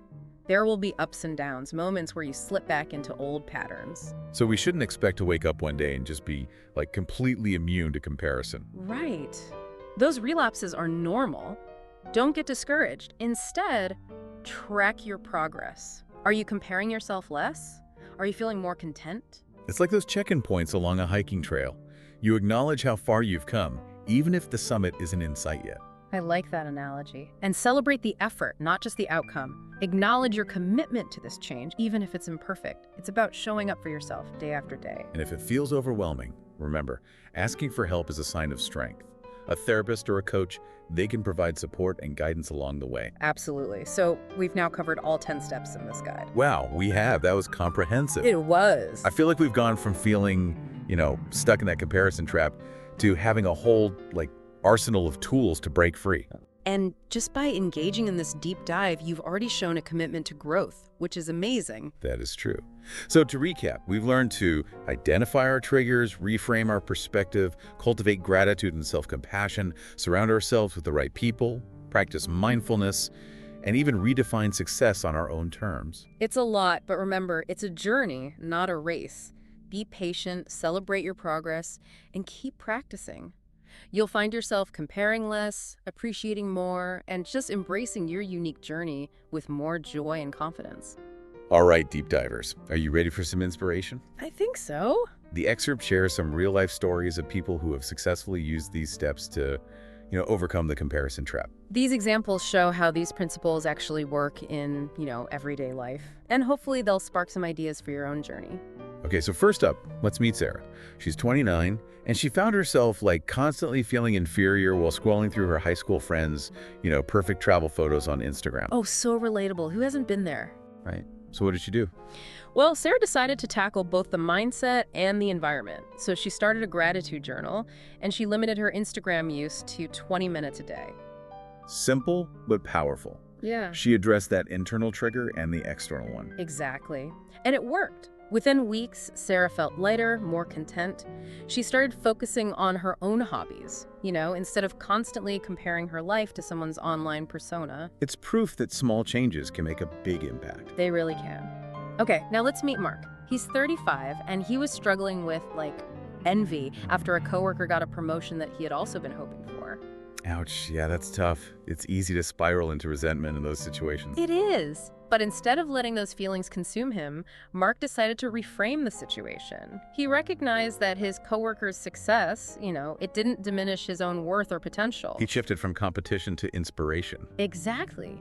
He used it as motivation to learn and grow. He, observed his coworker's work ethic, sought out professional development, and set clear goals for himself. So he focused on his own progress, celebrating his wins, and acknowledging how far he'd come. Yes.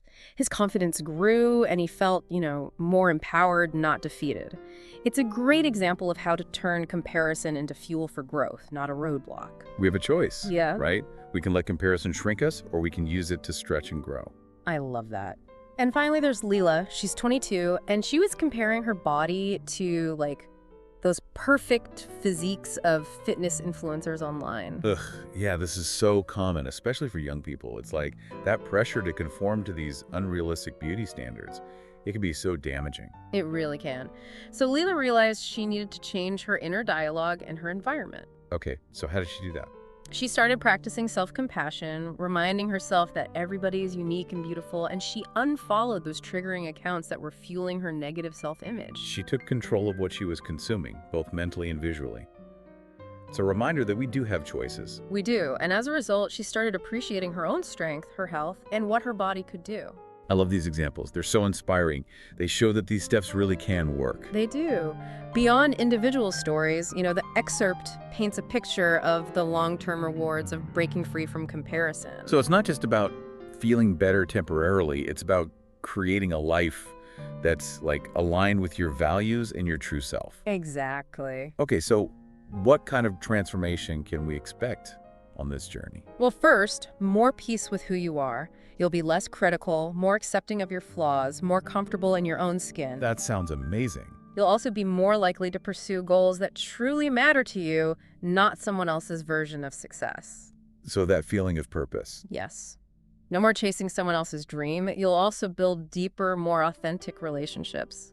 Because you're not coming from a place of like comparison and competition. Exactly. You'll be less envious, more present, and engaged in your interaction. I like that. And finally, you'll rediscover joy in the simple moments. You'll be less focused on what you lack and more appreciative of the beauty and abundance that already exists in your life. It's like taking off those comparison-tinted glasses and seeing the world in full color again. Exactly. You'll savor everyday moments, a delicious meal, a warm hug, a beautiful sunset, without measuring them against someone else's experience. So it's not just about feeling better, it's about living better, connecting more deeply, and experiencing more joy. Absolutely. And while the journey might not be easy, the rewards are definitely worth it. So as we wrap up this part, what's the key takeaway from everything we've covered? Comparison. It steals our joy, our confidence, and our ability to, really embrace our own journeys. But the good news is we have the power to break free and create a life that's more authentic, fulfilling, and joyful. And we don't have to do it alone. This deep dive has given us a toolkit of practical strategies. We've seen these steps work in real life, and we've been inspired by the vision of a life where comparison no longer holds us back. So before we move on to the final part, we want to leave you with something to ponder. What's one small step you can take today to compare yourself less and embrace your own unique journey? It could be like anything, right? Maybe you start that gratitude journal, or finally unfollow those accounts that always make you feel like less than. Yeah, those are great ones. Maybe it's setting a personal goal that really excites you, or just, taking 5 minutes to just breathe and be present. Right, it doesn't have to be some huge thing. Exactly. Those small steps, they really add up over time.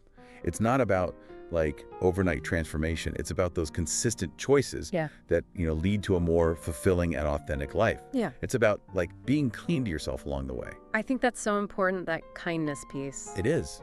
Celebrating the progress, embracing those imperfections, and just remembering that we're worthy of love and acceptance exactly as we are. No comparison needed. I love that. No comparison needed. Right. It's so true. And I think it's important to remember that it's a natural human tendency to compare, but it doesn't have to define us. Yeah. We have a choice. We do. Right. We can choose a different path, one that leads to, self-discovery, growth, and genuine connection. So deep divers, go out there and embrace your own unique journey. The world needs your authentic self. It really does. And we'll be here to cheer you on every step of the way. Until next time, keep diving deep. Hey everyone, welcome to a deep dive into something I think we all need a better grasp on. Yeah. Boundaries. Oh, for sure. Today's source is an article called The Importance of Setting Boundaries. And honestly, the timing couldn't be better. Definitely. Feeling overstretched, like you're constantly giving but not receiving. It's so common.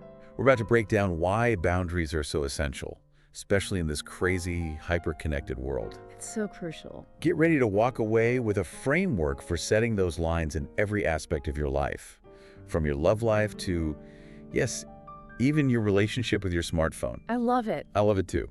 It's fascinating how often we mistake busyness for productivity, connection for fulfillment. Right. This deep dive will help you see how boundaries aren't about shutting people out.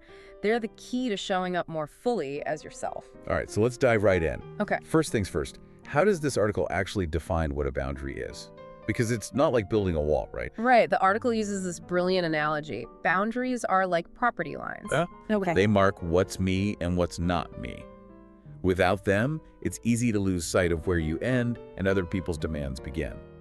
Okay, property lines, I get it. Yeah. But why is this distinction so important for us, practically speaking? Why should someone listening care about this whole boundary thing?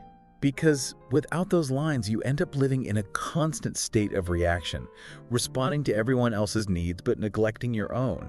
Over time, this leads to resentment, exhaustion, and feeling like you've lost your sense of self. And that's where the link to mental health comes in, right? Yeah, I feel like I've heard about this, but the article goes deeper, doesn't it? absolutely. Okay. It's not just about feeling less stress. Right. A 2019 study in the Journal of Occupational Health Psychology found that people who struggled to set work-life boundaries experienced much higher anxiety. Wow. On the flip side, those who did set boundaries, like not checking work emails after hours, reported significantly lower anxiety and were more satisfied with their jobs. See, that's what I love about this deep dive. It's not just saying boundaries are good, it's like, Right. here's the proof. The data's there. So how do boundaries actually help with those feelings of overwhelm, like on an emotional level? Boundaries act as a buffer, preventing you from absorbing other people's negativity. Okay.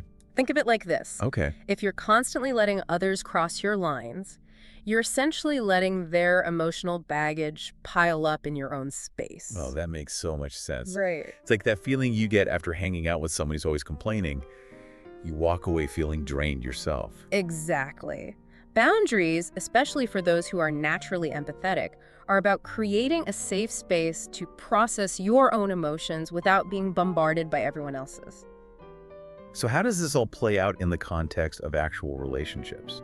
Because boundaries seem super important for our individual well-being, but relationships are all about connecting with others, right? That's where it gets interesting. The article argues that healthy relationships actually require clear boundaries. They're not about creating distance. They're about establishing mutual respect. Okay, I'm intrigued. Let's break it down. Yeah. How would this work in a romantic relationship, for example? Think about those early stages of a relationship, the honeymoon phase. Yeah. It's natural to want to spend all your time together, merge your lives completely. Well, I've been there. That initial intensity is intoxicating. Yeah. But is the article saying we should resist that urge? Not necessarily resist, but be mindful. Okay. A 2021 study in the Journal of Family Psychology found that couples who maintained some individual interests and friendships actually reported higher levels of trust and intimacy in the long run. Wait, really? That seems counterintuitive. Right. Yeah. But the research suggests that when both partners have their own space to recharge and pursue their passions, they bring a more whole and interesting version of themselves to the relationship. Right. It avoids that feeling of being suffocated or losing your identity. So boundaries are actually a key ingredient for keeping that spark alive. It's not about pulling away, it's about showing up as your best self. Exactly. And this applies to family relationships as well. Okay. It's about respecting each other's autonomy, even if that means saying no sometimes. Well, that's a tough one, especially when it comes to family. It can be. Like, how do you set those boundaries with, say, overbearing parents who are used to having a certain level of control? It's about starting small and being consistent. Okay. The article suggests practicing clear but compassionate communication. I appreciate your concern, but this is something I need to figure out on my own. So it's about standing your ground respectfully. Yeah. But what about friendships? Where do boundaries fit into those dynamics? Friendships thrive on balance. Okay. We all have that friend who's a great listener, but if it's always one-sided, resentment can build. Yeah. Setting a boundary might mean saying, hey, I'm here for you, but I also need to talk about what's going on with me. That makes sense. Yeah. It's not about shutting them down. It's about ensuring the friendship is mutually supportive. Exactly. All right. So far, we've been talking about boundaries in a pretty general sense. Right. But this all gets way more complex when we consider cultural differences, right? Absolutely. Okay. How we express and perceive boundaries varies widely across cultures. For instance, in individualistic cultures like the US, Right. asserting personal boundaries is seen as a sign of strength, Right. while in more collectivist cultures, it might be perceived as selfish or disrespectful. That's a huge factor, especially in our globalized world. It is. Imagine the challenges someone faces when they move from a collectivist culture to a more individualistic one. Exactly. The article gives the example of a second-generation Asian American trying to decline a family obligation. Okay. What's considered perfectly acceptable in American culture might be seen as a major transgression within their family's traditions. So how do we navigate those differences? Are there any universal principles when it comes to boundaries, or is it all relative? That's a great question. While the specific ways we express boundaries might differ, the underlying principle of respecting ourselves and others remains constant. Okay. It's about finding a way to honor both your own needs and the cultural context you're in. That requires a lot of self-awareness and sensitivity. Yeah. And speaking of navigating different worlds, Right. we can't ignore the elephant in the room, the digital age. It's everywhere. I mean, how do we even begin to set boundaries with our phones and all this tech constantly vying for our attention? It's a jungle out there, digitally speaking. But the good news is the same principles we've been talking about apply here too. Oh. It's all about conscious choices. Okay, but that's easy to say. Right. I feel like my phone is an extension of my hand at this point. Yeah. How do we actually start setting those digital boundaries? Where do we even draw the line? The article suggests a two-pronged approach. Okay. External boundaries and internal boundaries. Oh, yeah. External boundaries are about setting up literal barriers like turning off notifications, creating phone-free zones. Or scheduling specific times to check email. So it's like creating a little breathing room for yourself, a space where you're not constantly bombarded by digital demands. Exactly. I like it. But what about the internal boundaries? What are those all about? Internal boundaries are about managing your own mindset and reactions. Okay. This is where mindfulness comes in. Okay. It's about noticing those urges to check your phone every 5 seconds. Right. And asking yourself, do I really need to look at this right now, or am I just avoiding something else? Oh, that hits close to home. Yeah. I'm definitely guilty of using my phone as a distraction sometimes, especially when I'm feeling anxious or bored. We all do it. Yeah. But the more we practice that self-awareness, the better we become at choosing how we spend our time and attention. This makes me think about those studies that show how social media can negatively impact our self-esteem. Oh, absolutely. Is the article saying we should all just quit social media altogether? It's not about quitting entirely, but being more discerning. The article encourages what it calls a social media audit. Okay. Go through your feeds and unfollow any accounts that make you feel inadequate, envious, or trigger negative comparisons. It's like decluttering your digital space. Exactly. Out with the negativity, in with the stuff that actually uplifts and inspires you. That's it. I can get behind that. Yeah. But what about the work-life balance struggle? That feels like a whole other beast, especially in the age of remote work and constant connectivity. It's a huge challenge, but boundaries are essential here too. Okay. The article cites a 2022 Harvard Business Review report that found employees who set clear boundaries between work and personal time were more productive and less stressed. Wait, more productive? That's interesting. It is. I always thought being always on meant getting more done. It's actually the opposite. Wow. When you're constantly switching between tasks, checking emails at all hours, you're never fully focused on anything. Right. It's like trying to drive a car with one foot on the gas and the other on the brake. You'll get somewhere eventually, but it'll be a bumpy and exhausting ride. That's a great analogy. Thanks. So what are some practical tips for setting those work-life boundaries, especially when the lines are so blurred these days? The article recommends establishing clear work hours, even if you're working from home. Okay. Designate a specific workspace, if possible, so you can physically and mentally separate yourself from work when you're off the clock. So it's about creating those rituals and routines that signal to your brain, okay, it's work time, and okay, it's time to relax and recharge. That's right. I can see how that would make a huge difference. It does. It's all about sending those signals to yourself and to others. Right. Let your colleagues know your availability. Right. And resist the urge to respond to emails or messages outside of work hours. That's huge. But what if your boss expects you to be available 24/7? That feels like a tough boundary to set. It can be tricky, but it's not impossible. Okay. The key is to communicate your boundaries clearly and respectfully. For instance, you could say something like, I'm committed to my work and I'll always make sure things are covered.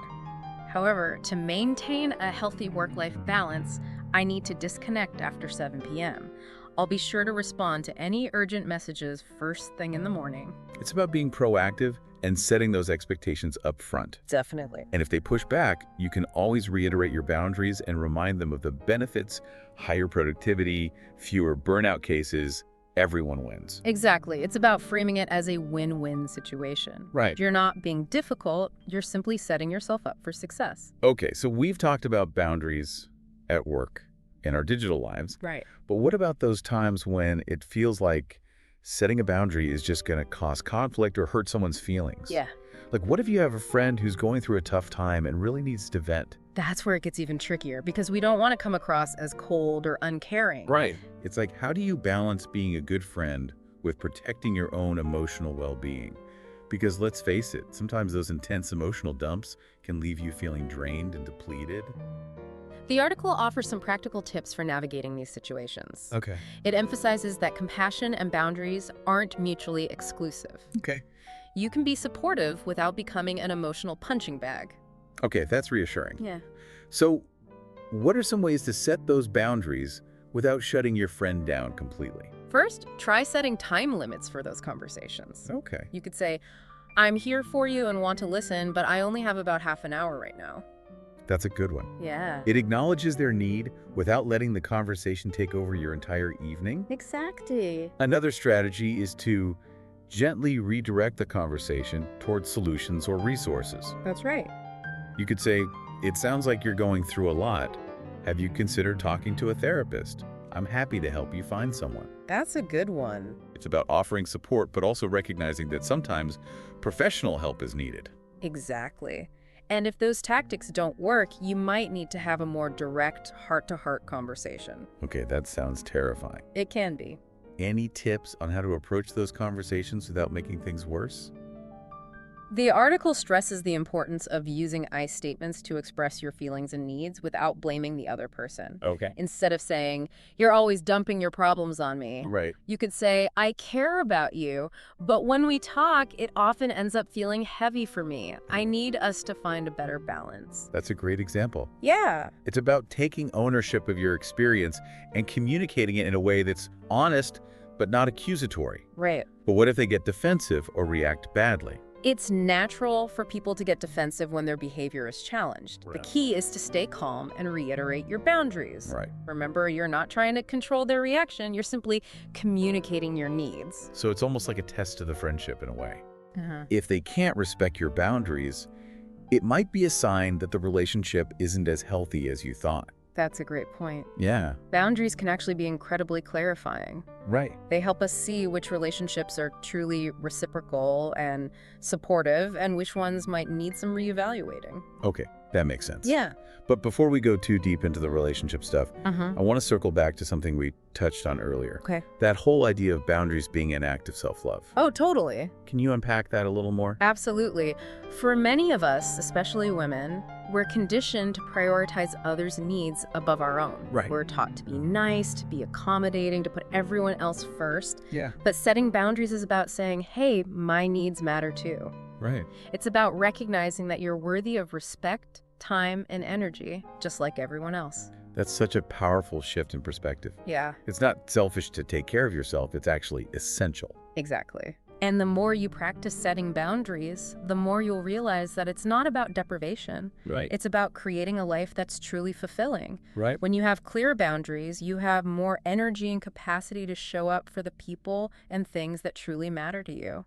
I'm starting to see how this all ties together. Yeah. Boundaries aren't just about saying no, they're about saying yes to yourself, to your well-being, to the life you want to create. Precisely. Yeah. It's about making conscious choices that align with your values and priorities. Yeah. It's about taking ownership of your time, your energy, and your life. This has been such an eye-opening deep dive. It has. I feel like I have a whole new framework for thinking about boundaries and a toolbox of strategies to actually implement them in my own life. I love that. Yeah, me too. It's been a pleasure exploring this topic with you. Absolutely. I hope our listeners feel empowered to start setting those boundaries and creating a life that truly honors their needs and values. Yeah.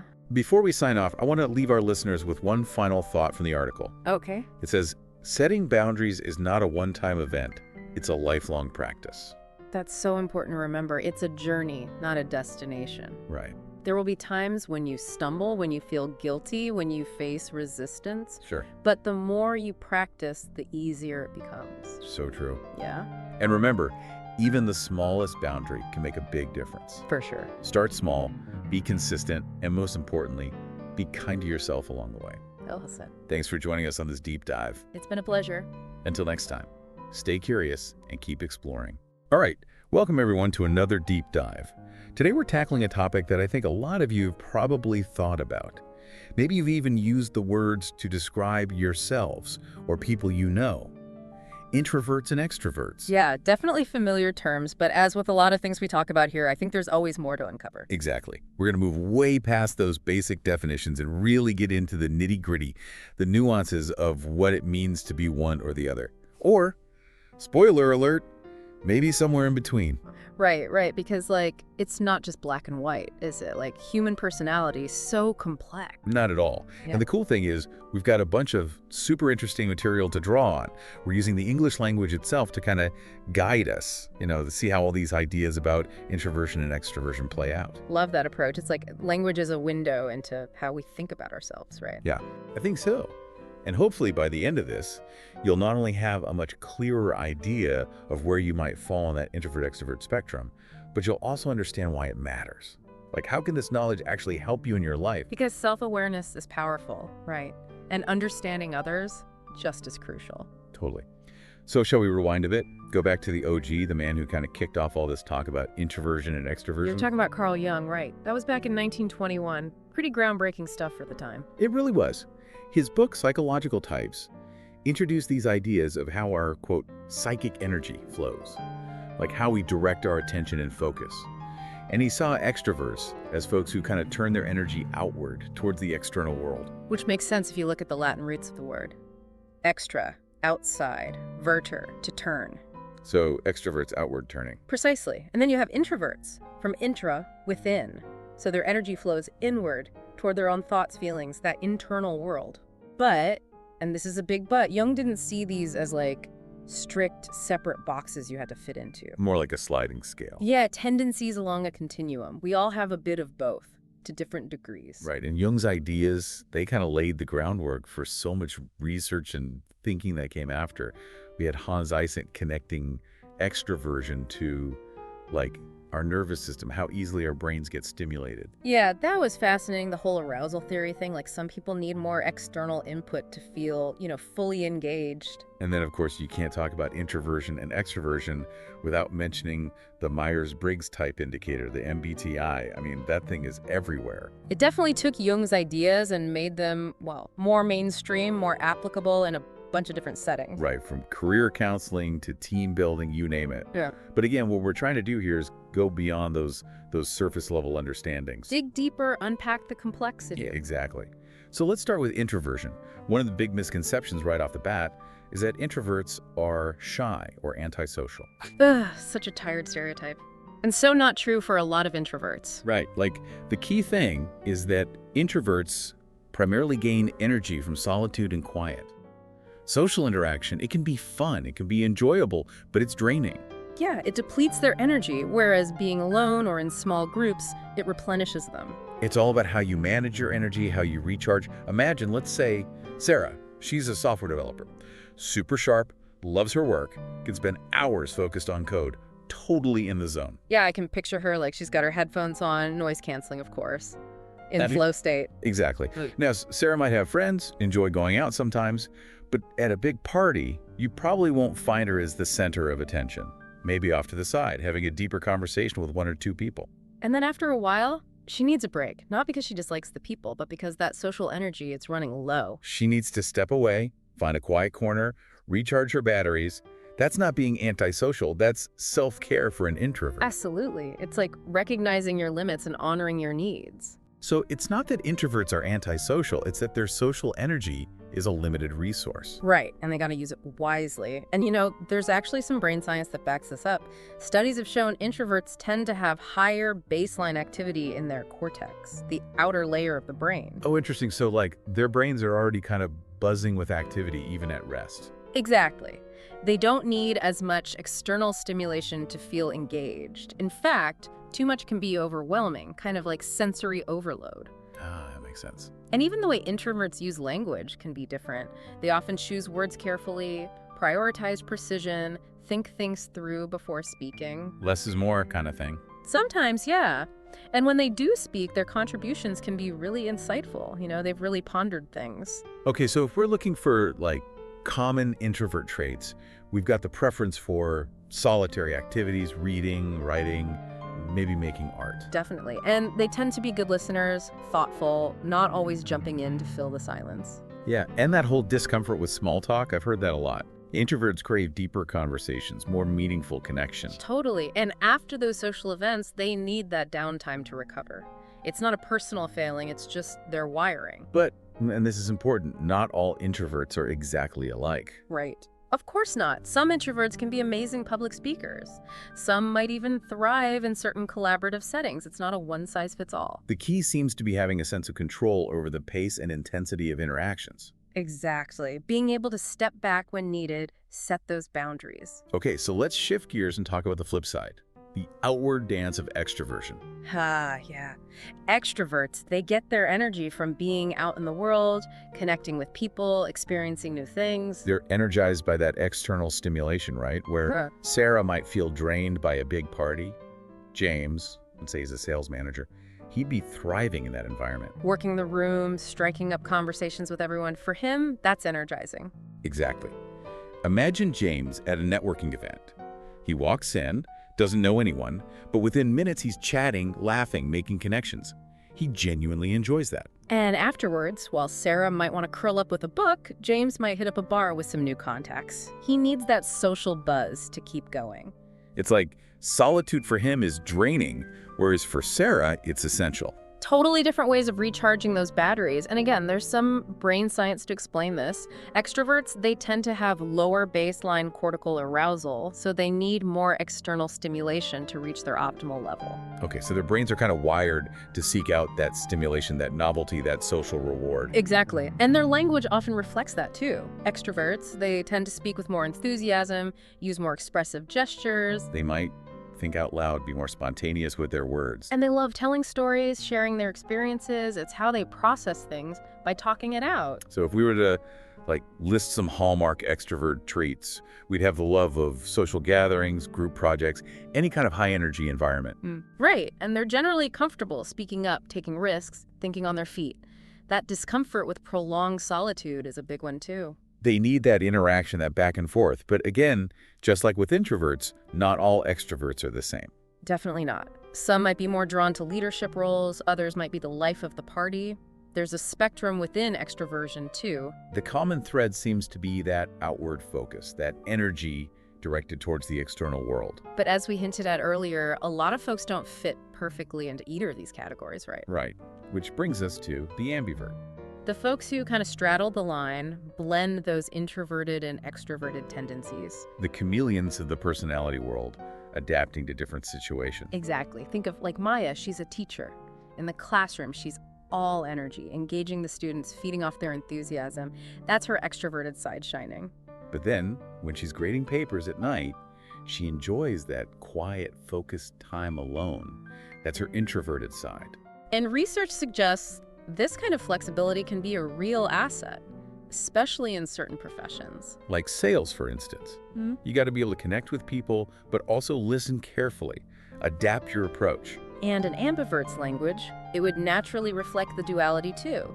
They can be super expressive in a group, then more thoughtful one-on-one. It really highlights that we're not talking about rigid categories, but rather points along a spectrum. A spectrum with a lot of variation and nuance. Speaking of nuance, let's address some of those pesky misconceptions and stereotypes that often get attached to introverts and extroverts. Yeah, because unfortunately, there are a lot of them floating around. Like for introverts, the whole antisocial hermit thing, it's just not accurate for many. Right. It ignores the fact that introverts can have deep and meaningful relationships.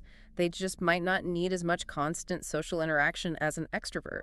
It's also important to distinguish between introversion and shyness. Shyness is about fear of social judgment, whereas introversion is about where you get your energy.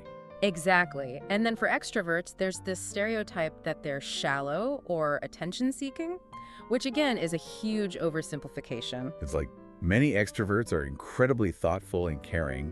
They just express themselves differently, thrive in different environments. And you know, sometimes even the language we use can perpetuate these stereotypes. Like saying someone needs to come out of their shell implies that introversion is something to be fixed. Or the constant pressure to be the life of the party. It's like, why can't we appreciate different ways of being? Absolutely.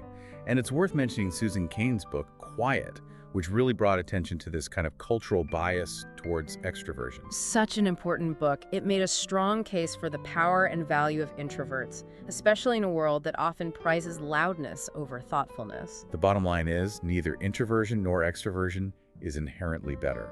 They each have their strengths. And understanding those differences, it's not about labeling people, it's about appreciating the diversity of human personality. Okay, so let's dive into the science for a bit.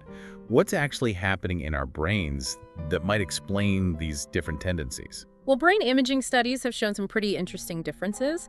Introverts, for example, tend to have more activity in the prefrontal cortex, the area associated with planning, problem solving, internal processing. So like their brains are wired for more reflection, more internal deliberation. That's one way to put it. And this might explain why introverts often like to think things through before speaking or acting. Whereas extroverts, they seem to have a more active reward system in the brain, particularly the dopamine pathways. Right. Dopamine is that neurotransmitter associated with pleasure and motivation. So for extroverts, that social interaction, that novelty, it actually triggers a stronger dopamine response. Like their brains are getting more of a positive hit from those experiences. Exactly. And it's not just the brain. Genetics play a role too. Twin studies suggest that extroversion can be quite heritable, maybe 40 to 60%. So we're like predisposed to a certain degree, but our environment also shapes us. Of course, if you grow up in a super social, outgoing family, you might be more likely to develop extroverted tendencies, and vice versa. And even the way we talk can reflect those influences, right?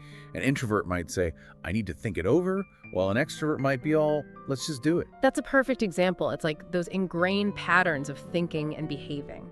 So how do these differences actually play out in our daily lives?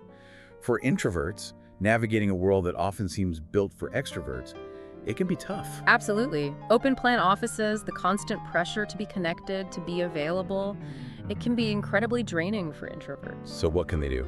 Setting boundaries is crucial. Making sure they schedule downtime for themselves, finding roles that allow for focused work, independent contribution, those things are key. And for extroverts, what kinds of challenges might they face? Well, if they're in an environment that's too isolating, too quiet, too predictable, they can get restless.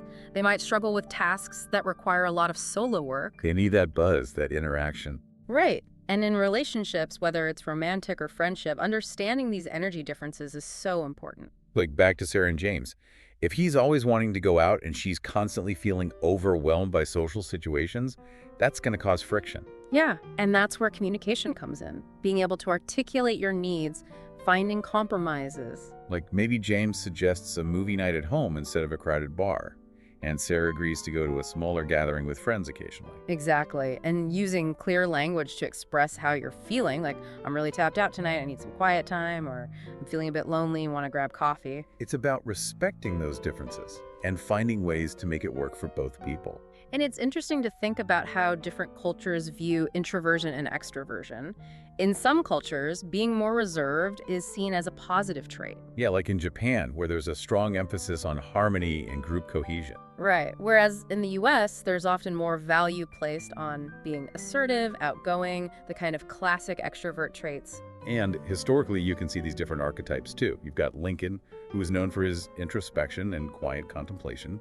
And then you have Churchill, bold and charismatic. And in literature, so many examples. Jane Austen's quiet heroines versus Shakespeare's boisterous characters.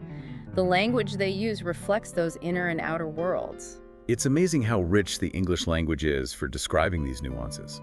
From reticent to ebullient, we've got words for all those subtle shades of personality. So as we wrap up this deep dive, the main thing I hope people take away is that understanding introversion and extroversion is about empathy. It's not about judging or labeling. It's about appreciating the beautiful diversity of human nature. And for ourselves, knowing where we fall on the spectrum, it can help us make choices that support our well-being. Setting healthy boundaries, finding work that energizes us, building relationships that honor our needs. Absolutely. It's about understanding ourselves and others a little bit better.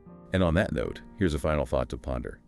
How is the rise of online communication, all the social media, the virtual hangouts, how is that changing things? Oh, that's a good one. Is it blurring the lines between introversion and extroversion? Maybe.